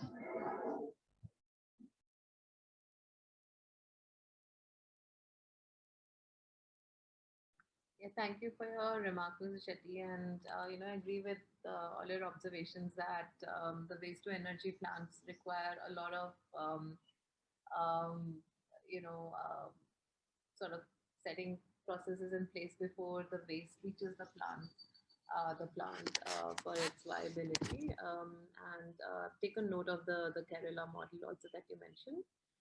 Anybody else in the group who would like to add to the discussion?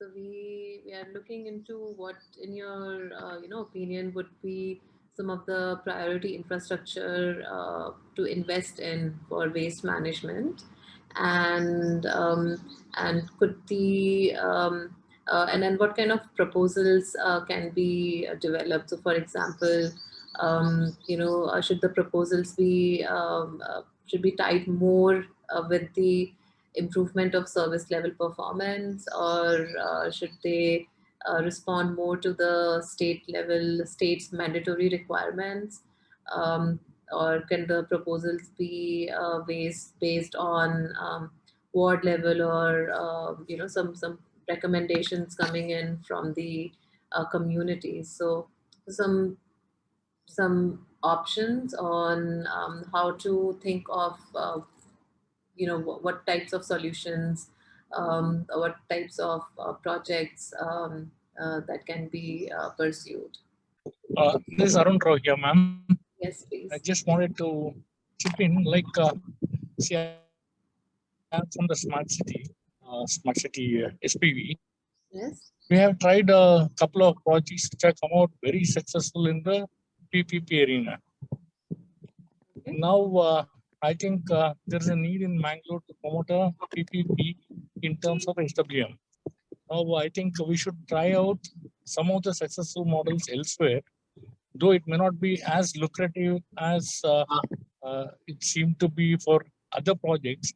I think you have to tag it on to some of the other PPP projects and make it mandatory. Say, if you take up this project, you will be given some more weightage in some other project. Something like such incentivization may help you. Okay. Can you give us a bit more background on what, if you have something specific in mind, like what are some of those projects that have been successful, and in the waste sector, what types of projects can be taken up on PPP? Actually, see, I mean, to put some numbers, two of the projects, each in the region of about 100 crores. One is the MLCP, the multi-level car park, and the central market in the region of about 125, 130 crores. We have found investors, and those projects are getting on stream. Now, my suggestion would be, see, like for the next project which is lucrative, you tag on a part of the SWM. Let's say this is a package. You do SWM also, and you also do this. You will be given some sort of let's consideration while we assess the whole project. Any other, from your work on ground, are you hearing any specific ideas or proposals coming from the wards in the cities, or from the citizens, from the local levels, that they think would be good projects for investing?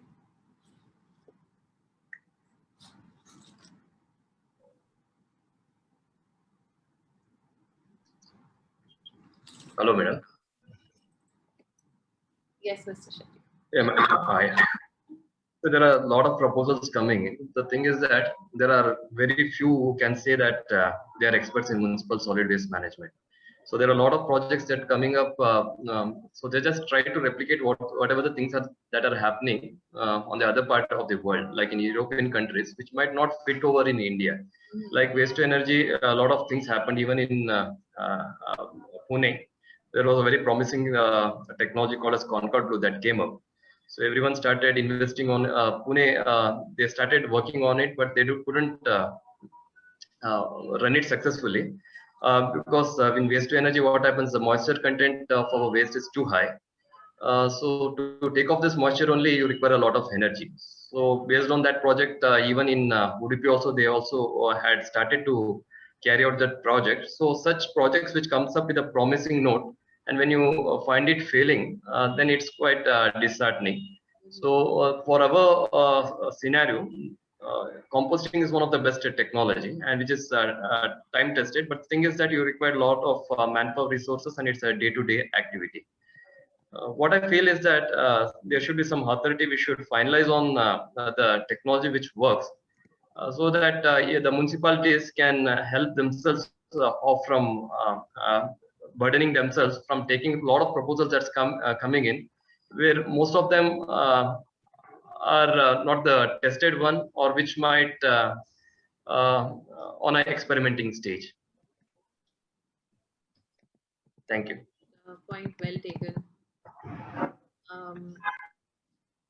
And what about the, some of the mandatory requirements from the state level of these extended producer responsibilities now, and other requirements?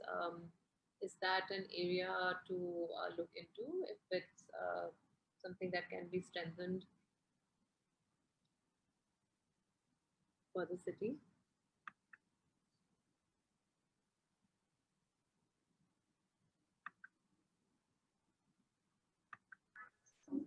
Pollution control boards, madam, I think they are quite they're more into legalization. So what I feel is that they also have to come into the area because it's not only giving a authorization and other things. So they are also a bit. Can also give technical input and work with the municipalities. That will always be an added advantage. And as of now, you know that though the rules has come back in 2000 with upgradation up to 2016, even many of the municipalities still to this date are struggling with setting up a proper sanitary landfill and treatment facility. So even the basic requirements are also not being met in most of the municipalities. So pollution control board needs to position themselves at a stage where they can also work, suggest, and do regular visits to the municipalities, MSW side, give suggestions. It's not only controlling agency, but also it can come in and work out as a more of a advisory agency to municipalities. If these things coexist, I think so most of the gray areas can also be taken out. And also pollution control board, it's not like that the accident has happened, then you come into the picture. It's like you need to involve yourself at the initial stages, make a mandatory visits, check out it. If the things are not working properly, issue the notices. Then the mechanism might, the existence of pollution control board can also be felt. Thank you. That was a good point on strengthening institutional mechanisms in place. I think good points here.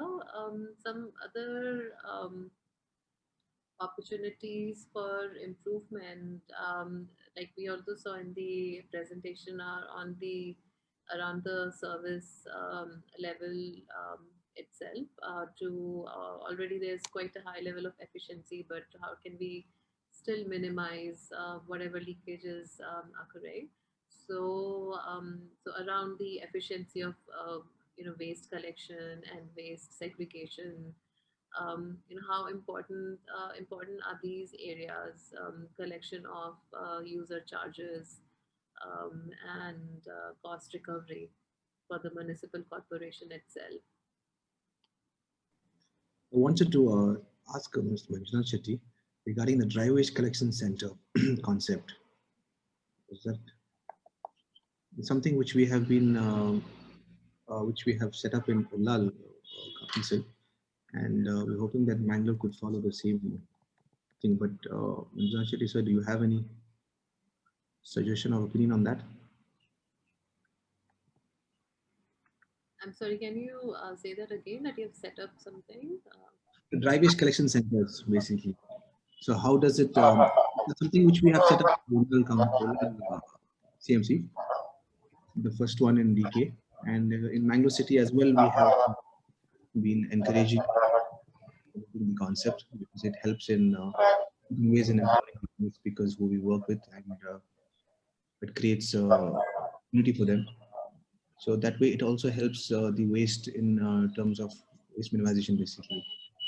Should you have some? The thing is that the foundation of any successful MSW is source segregation. See, it is a basic foundation. Now everyone is trying to see that everyone wants to make their life easy. They don't want to go for source segregation. It's a very tedious process, and it I need to add to this that it's a part of a culture. So if you want to do a proper source segregation, it should come as a part of your culture. So your kids need to be taught how you need to do source segregation.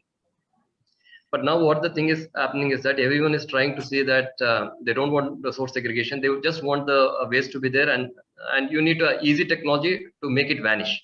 So everyone, that's why they are all are trying for this waste to energy, is that because it's simple, because no one needs it. Segregation is not required.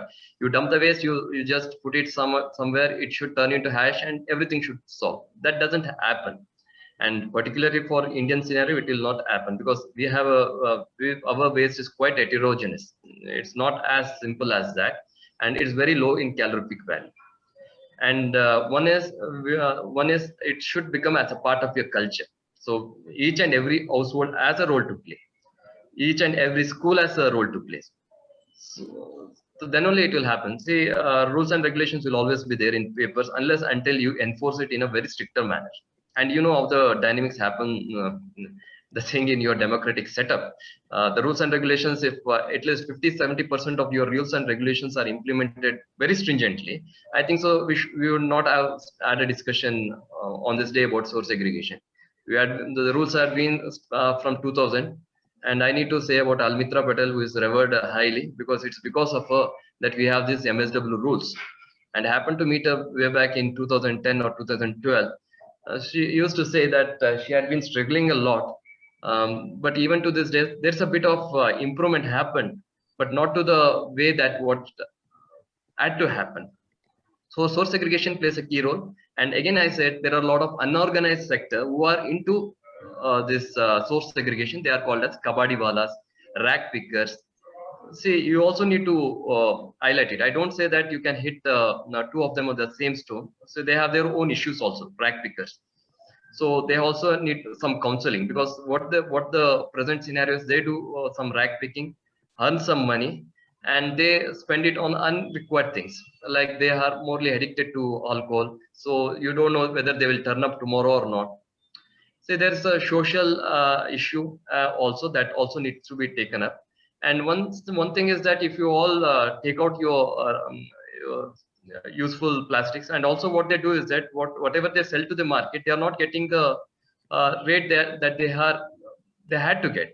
So exploitation is also happening over there. And also other thing is that whatever the waste that you get, when it gets mixed, it also loses its economical value, because soiled plastics are not that value. And if you start an industry with a cleaning setup for that, recycling is also not feasible for them. So source segregation should happen at a ground level. And then you say that, then you have a dry waste, because there's a classical example of Udupi, where I'd seen they had formed a small NGOs. I had visited almost 10 to 15 because I was taken in a panel to judge them and award them on an environmental day. What the commitment I saw is astonishing. If you are interested, you can also personally visit Abdullah. They are called as SLRM centers. They literally collect all the segregated waste. They wash in soap water, put it in different categories. And I said, don't go for n number of categories. So that is feasible when you have a proper source segregation at household level. You bring it, you segregate it in 16 or 30 or 50, you do whatever your numbers you want. But when you are getting it on mixed waste and everything is soiled, what is the point of doing it? It's economically not feasible. So this thing should happen. You need to enlighten these people about the source segregation. It should go parallelly. See, it's not bringing an IEC activity. If you bring in IEC activity, again in 2020-80 also we will be speaking of IEC only. Everyone is aware of the importance of this source segregation. Only thing is that awareness and your stringent action should go parallelly together. And publicity needs to be done. Offenders need to be penalized.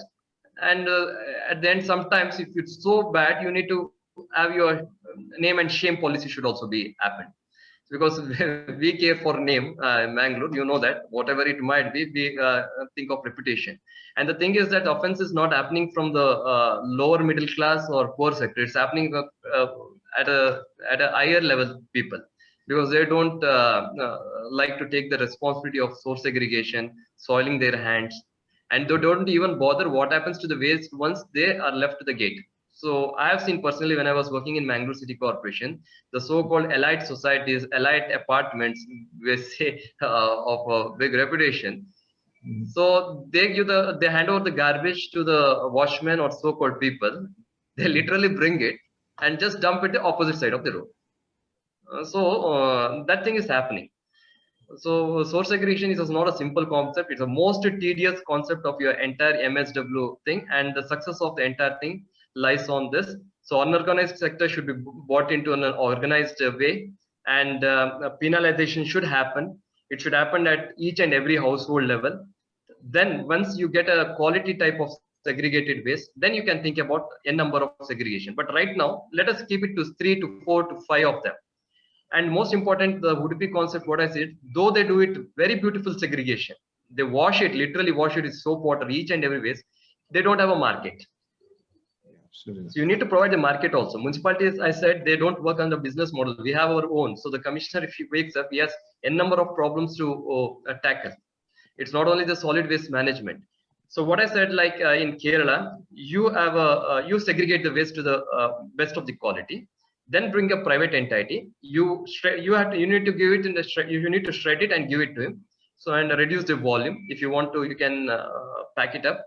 And once you give it, what the buyer is, he needs to bring his vehicle. He gets the waste, weighs it, and hands over the money to him, and just moves back. And the other thing is that not only taking, your responsibility doesn't end by handing over the waste. The thing is that you need to understand what's happening in the waste.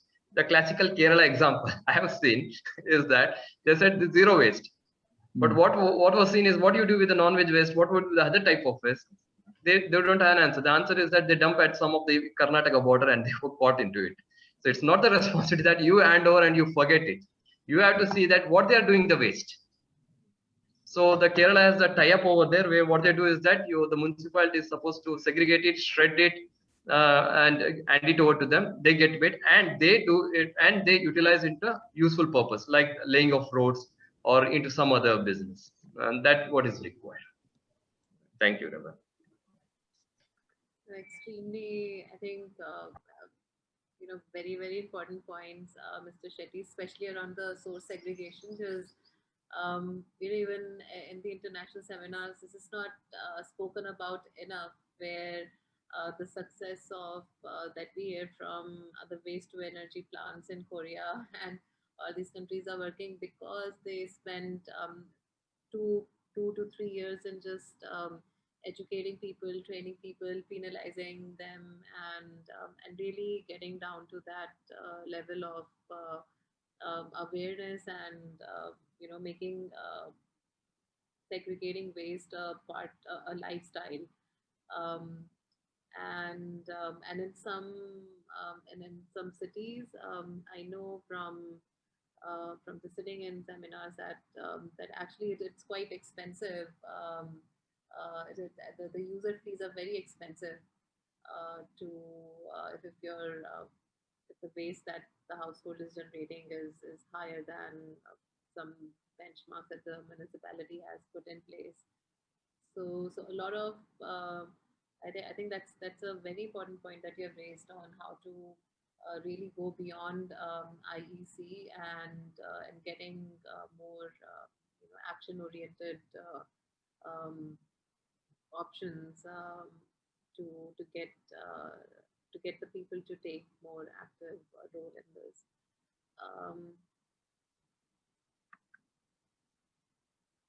So I think in the interest of time, we might have just about 15 minutes left in the discussion. On the financing now, we know, I mean, we have in the slides, we had discussed the public and private options. So at present, what are the major sources of financing for waste management? Are these ULP funds, state funds, central grants, or the Swachh Bharat schemes, KUI, DFC, and others? Are there, like what, in your opinion, could be, could be an important sort of financing source, which also looks at a specific area of waste management to fund?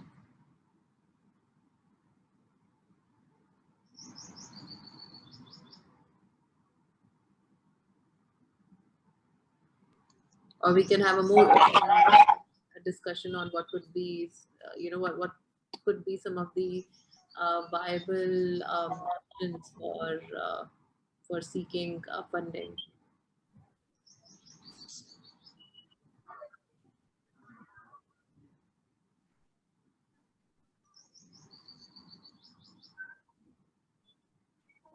I'll, welcome Mr. Chetty, please.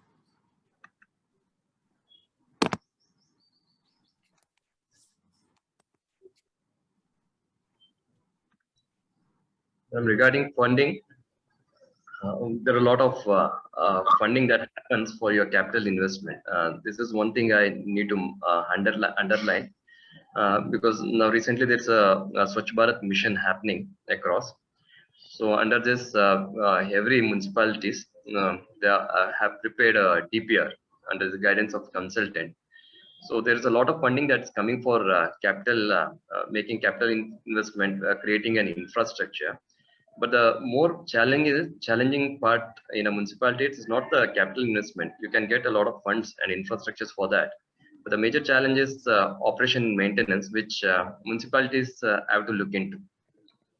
So there's a stream coming for your Swachh Bharat mission where there is a sharing of the funds or the investment with regard to capital investment with some ratios with regard to state government, central government, and municipalities.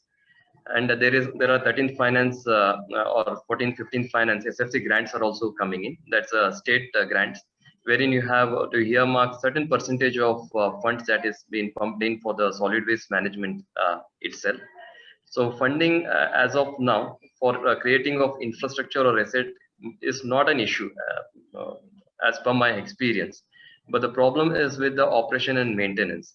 And the other stream that's coming is we also have in Mangaluru City Corporation, there's called as SWM cess. The cess that is levied for giving or delivering service towards municipal solid waste management. And the beauty of the cess is that the thing that you collect that needs to be invested into the solid waste management itself. So these are the bit of financing that's happening right now in solid waste management. And the other thing is that there is a possibility of PPP model also. But the thing is for the PPP model to be successful, so anyone who comes in to make to tie up with the municipalities, so he will not come as a matter of charity. So he's also into the business to make some business and to earn profit. And that viable model needs to be designed, which is a bit lacking at of present. And there is always a bit of, sorry to say, there's a trust deficit when working with your government agencies and municipalities for the private people to fit in. So there are small of a jinx that are there in the PPP model, which needs to be worked out to make it look more lucrative. And the other thing is that most important, what I always feel is that this, at least for the time being, this treatment part needs to be taken off as a responsibility of municipalities. You need to have something like what BBMP has done is trying to do it. You have to make a separate SUV, special utilization vehicle type of thing, because a lot of intelligent property, a lot of thinking needs to be done, and which needs to be given a lot of importance. So if that thing is tried out, I think so then the PPP model and other model can also be tried as a successful model. Thank you. Thank you for your comments, Mr. Shetty. Anybody else on the group here? Mr. Ganesh, Manu Kumar, Mr. Sridhar.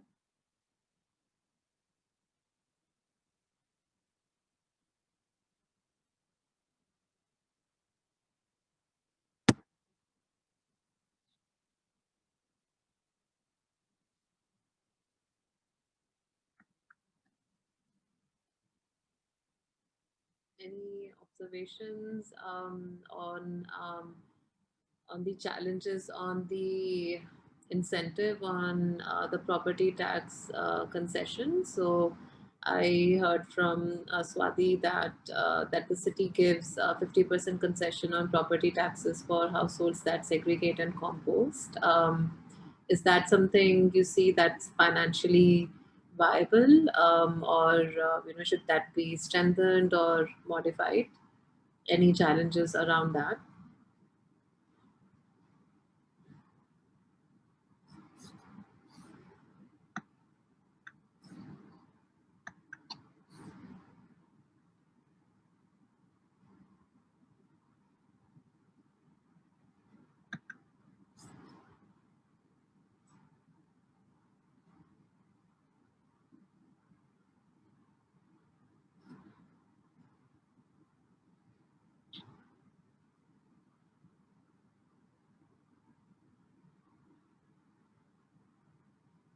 Because it's always difficult to modify regulations where or to remove incentives that are in place. So from a property owner's perspective, even though they might be well intentioned when set up.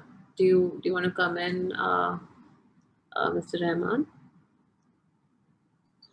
In terms of incentivizing the apartments, I think it has been a motivating factor for people to do it. Strengthening that would definitely help us. And I think what would rather has been of lately very prominent and widespread in Mangalore is the penalizing, which has been taking place of. So that's something which has been helping as well, because even I think up to recently in a talk, she had said that we are achieving almost 50% of segregation at the moment in certain segment. Mm-hmm. So it has been drastically improved in the past 1.5 years. The waste management system.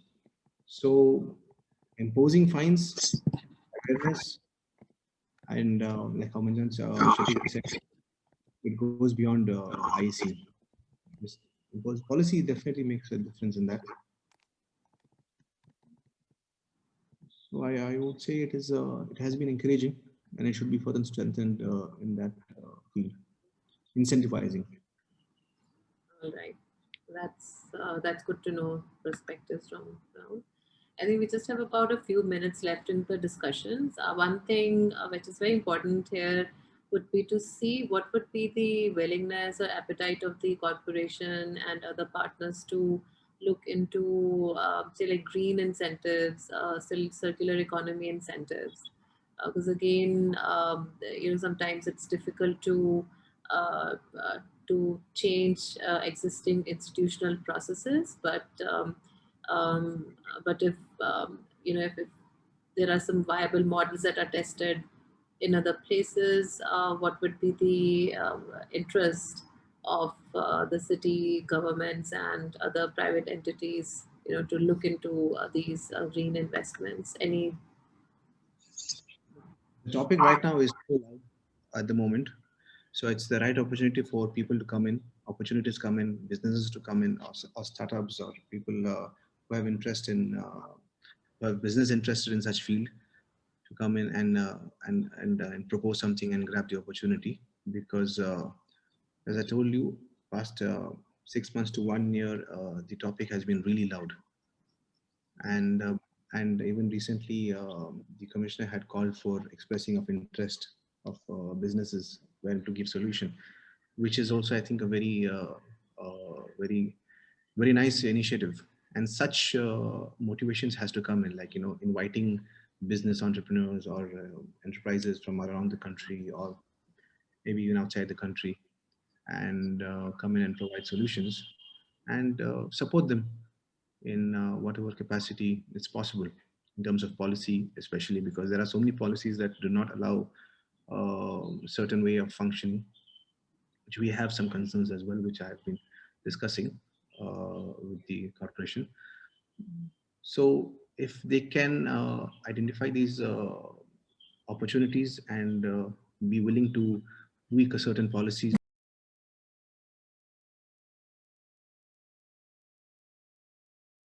I think everyone is here, and I think we needed more time as expected because there was so much to discuss here, and everyone was so engrossed in the discussion. But okay. Okay. Yeah, same here. I think it just ended and we were discussing and summing up, but I hope it went well for all the moderators. Without wasting any time, can we start sharing some of the priority actions that we discussed in each of our breakout rooms? But yeah, first of all, thanks to everyone. I mean, at least, everyone, it seemed, was very engaging and they all gave inputs. So Karthik, would you like to take, for sharing the inputs on your breakout room and what were some of the major points that you discussed? Yeah, over to you. Thank you, Swati. In the breakout room 1, we were talking about the capacity building, focusing on the waste minimization, segregation, and the zero waste systems that we could have at household and institutional level in the city. So firstly, we discussed about the problems that we are facing with the segregation, and there was a common consensus that the behavior change is a major issue. People don't follow a trend here. Like you feel the capacity, but then they again come back to their old habits, and the segregation is not taking place. It was summed up well that incentivization, penalization, and advertisement.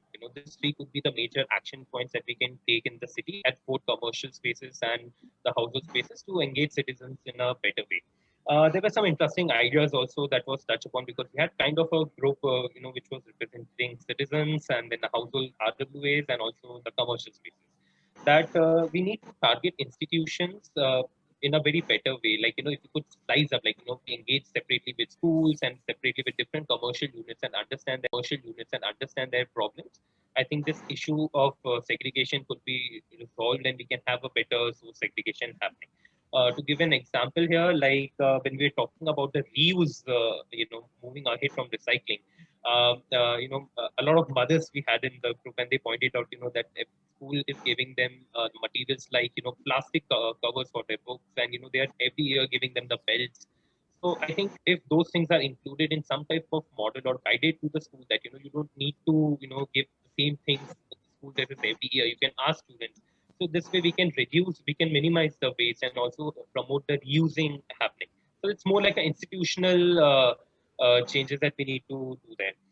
One other expectation that came from the whole group was also that, if NCC could make some models, for different type of households, like, there are bigger apartments who can afford the technology, but then there are some smaller apartments who would need some guidance. So, such models and which could guide that, what are the possible options you can gain and what are the revenue streams that you can get or the incentive you can reclaim. Those would be really helpful to engage with the citizens.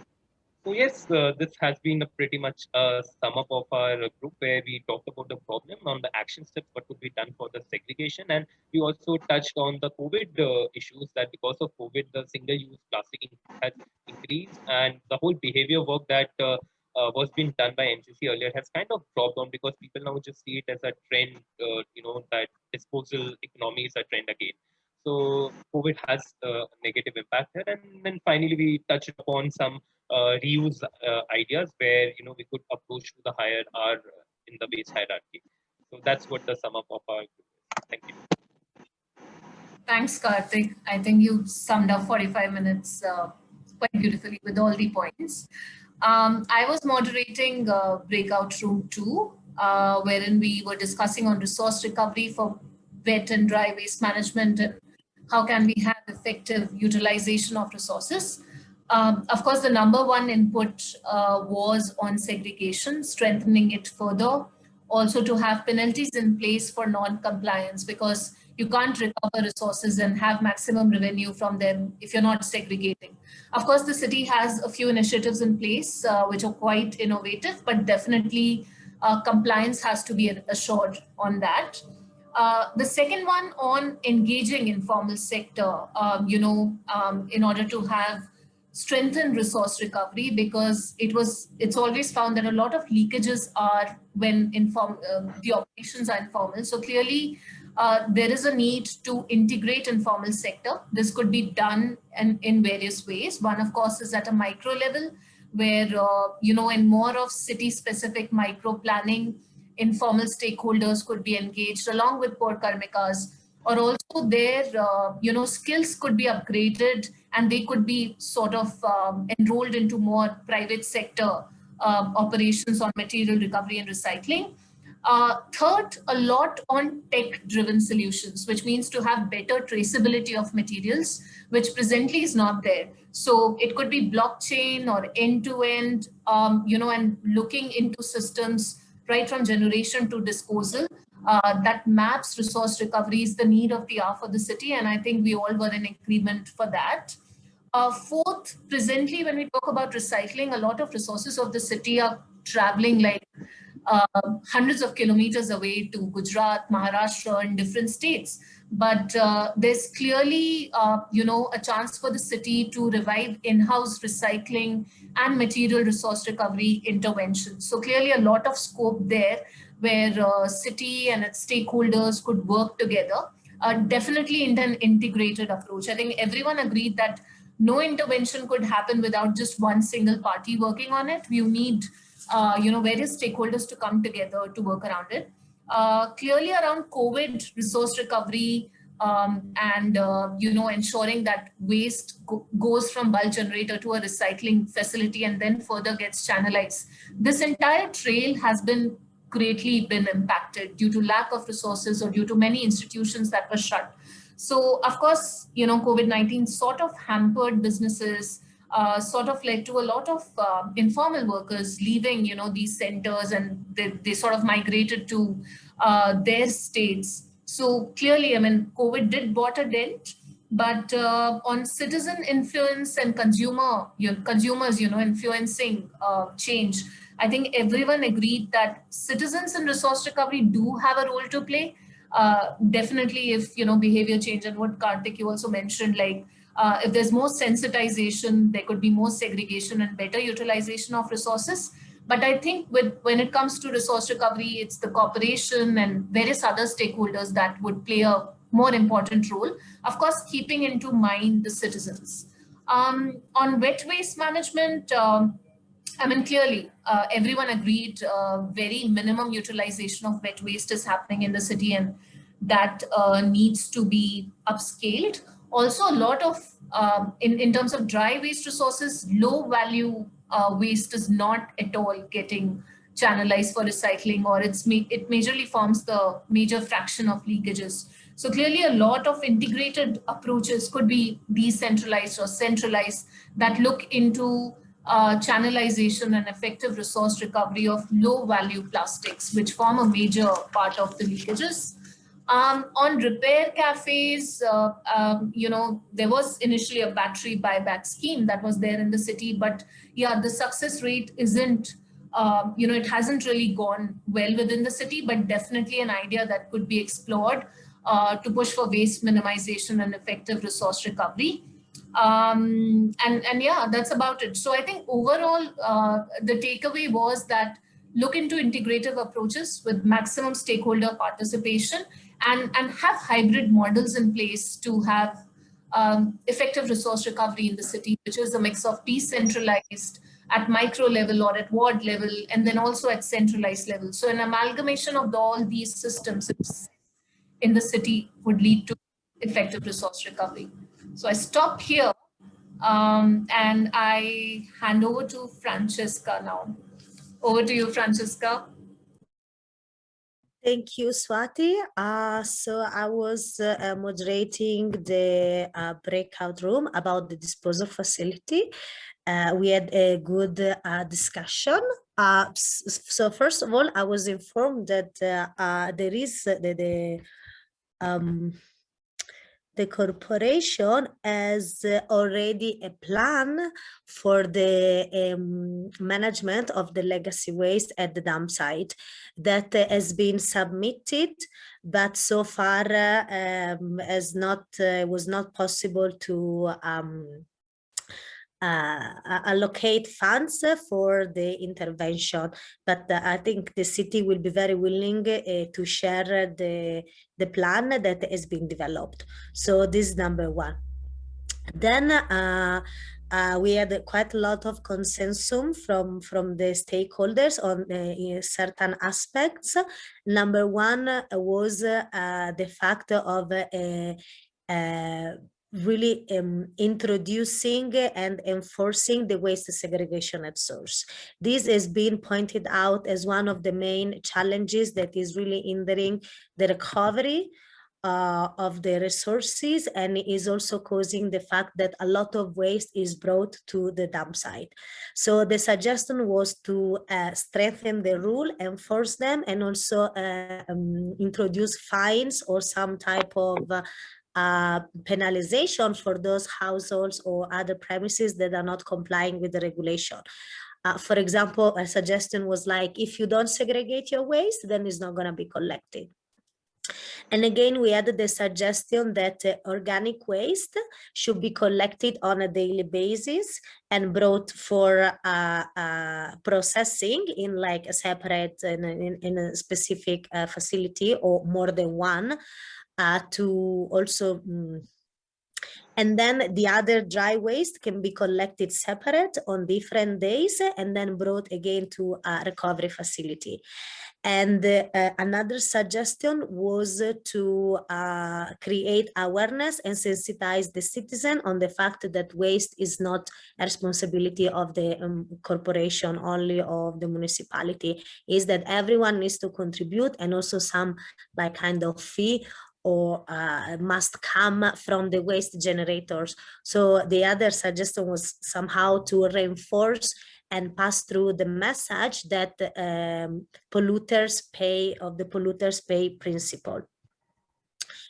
And also another suggestion was to set up a type of decentralized system that of course is integrated with a wider city plan that takes into consideration the like the disposal system as well.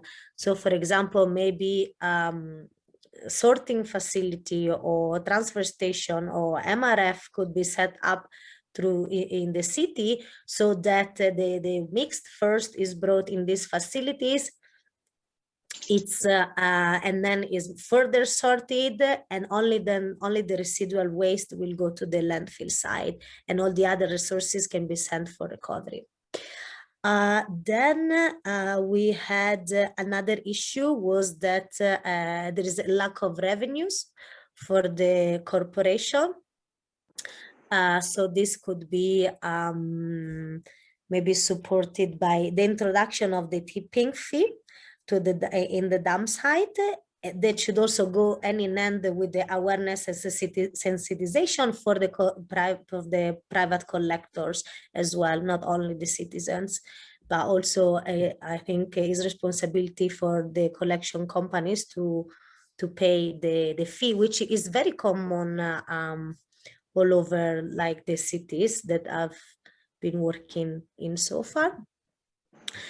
And another suggestion was that we should also thinking of carrying out underground water analysis around the dump site to assess and understand the level of contamination of the water, especially the groundwater, and how this one can affect.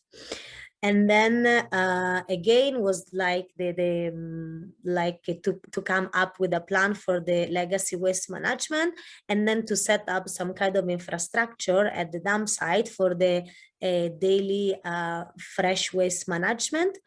And this infrastructure should also take into consideration the waste generation growth in the future, so that it can accommodate the increased amount of of waste that is more likely happening, because anyway we are growing. And I think yeah, these are the main suggestions that came up from our discussion. Thank you. Thanks, Francesca. I think some very valuable inputs out there. Moving to last and probably the most significant one on financing and circular investments. Parul, over to you. Thanks, Adi. So yeah, so I mean, it's good to hear the discussion, the highlights from the other 3 sessions, and I'm sure there are common threads across all 4 of the breakout topics. I think one of the key areas that we were looking into was what are the opportunities for financing that are available for the waste sector at the moment, what is working, what are the opportunities that can be strengthened, and also investments in innovations, innovative technologies, some challenges related to that as well. So something that we've heard that was brought out was that with the national missions, the Swachh Bharat mission and others, there is a lot of investment that is coming into the capital, capital investment coming in for the infrastructure. So that area generally receive consensus that that is well funded in terms of building assets, but the funding is needed for the operations and maintenance of the capital, of the infrastructural assets that are created, and from the day-to-day O&M as well. So that's where financing, there is a lacuna in financing, which must be strengthened. Some options that are being explored in there are in the new missions, in the design of the new missions, the capital investments are tied to the O&M part as well. That some portion of that should go into that. There was a lot of discussion on the PPP model, where the smart cities have successfully tested public-private partnerships on urban infrastructure such as multi-level car parking. But we need to still look into what could be those viable models for similar partnerships in the area of solid waste. Which are also something that need to be explored, and how the private sector can be incentivized to not only look at those other viable or profitable partnerships in mobility and transportation in the car parks, but how can we nudge them to also look at, again, investments in the waste sector.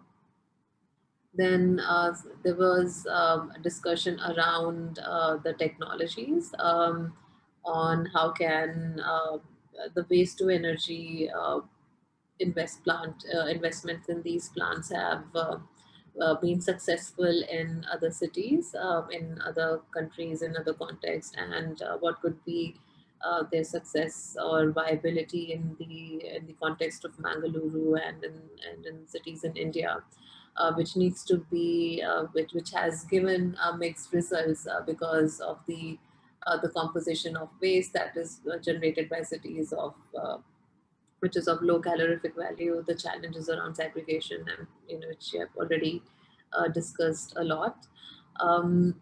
And then we also covered on, discussed a bit about the institutional structures that are currently in place. So one important point that was brought in the discussion was that the corporation is not a business entity. So there are certain limitations, and then also in terms of the challenges or the responses, the large amount of responsibility that the commissioners have in managing and running the cities, that focusing on the whole spectrum of the waste management that we have discussed as part of the circular economy might sit better if that's given to a private entity or a separate entity, a special purpose vehicle that can have more freedom in testing innovations in this sort of management. An example that was covered was the Kerala model on how that has been able to bring in informal sector waste pickers also into their into their into how they manage and work. As a private, which was then tied to private entity to better manage the plastic waste that then gets turned into that get used into building roads and upcycling or being used for other products.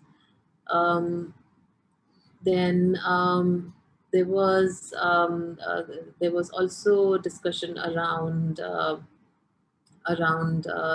responsibilities, and when we look into the institutional makeup on the responsibilities of the pollution control board, that currently its main mandate is to look at irregularities in the when they occur, but then probably a regular monitoring or regular visits or adding an advisory component to the pollution control board might help municipalities in their decision making and in their functioning before there is a crisis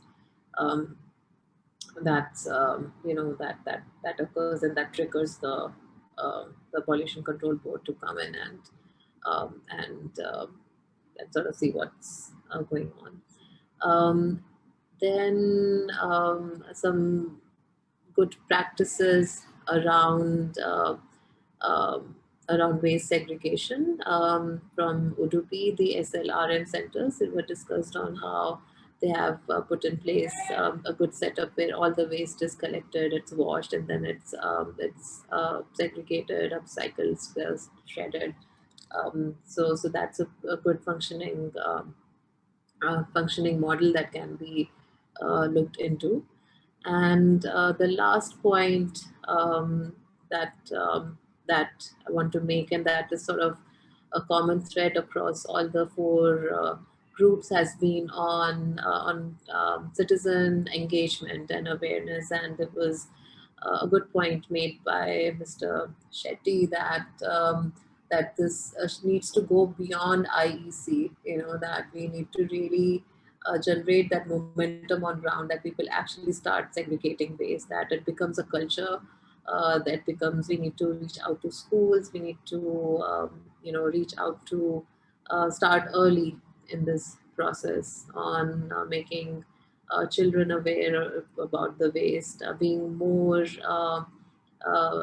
active in segregation at homes and shops, so that the implementation there is implementation of all the good practices that are right now on paper, and then how do we nudge people through incentives or through or by penalties. I think that's always a challenge, but so those could be some areas to see and discuss on how to really bring that momentum on ground for segregation of waste. The last bit was on so in sort of like in continuation of this. There was also some thoughts that the property tax concessions that the municipality gives right now for waste segregation have worked, and that segregation has improved on ground. So I think that's an important. I think that's a common thread on how do we now nudge people on better segregation of waste and more active role from the community in this. I'll stop there, and I'm sure we'll share detailed notes on the discussion with the team. Thanks, Parul. And I think there are a lot of insightful inputs from all the sessions, right from awareness and capacity building, decentralized resource recovery, the one on disposal side, operations and financing and circular investments, a few common threads across all the groups that were discussed, and again, a few innovative approaches and inputs that we got as feedback from all the participants.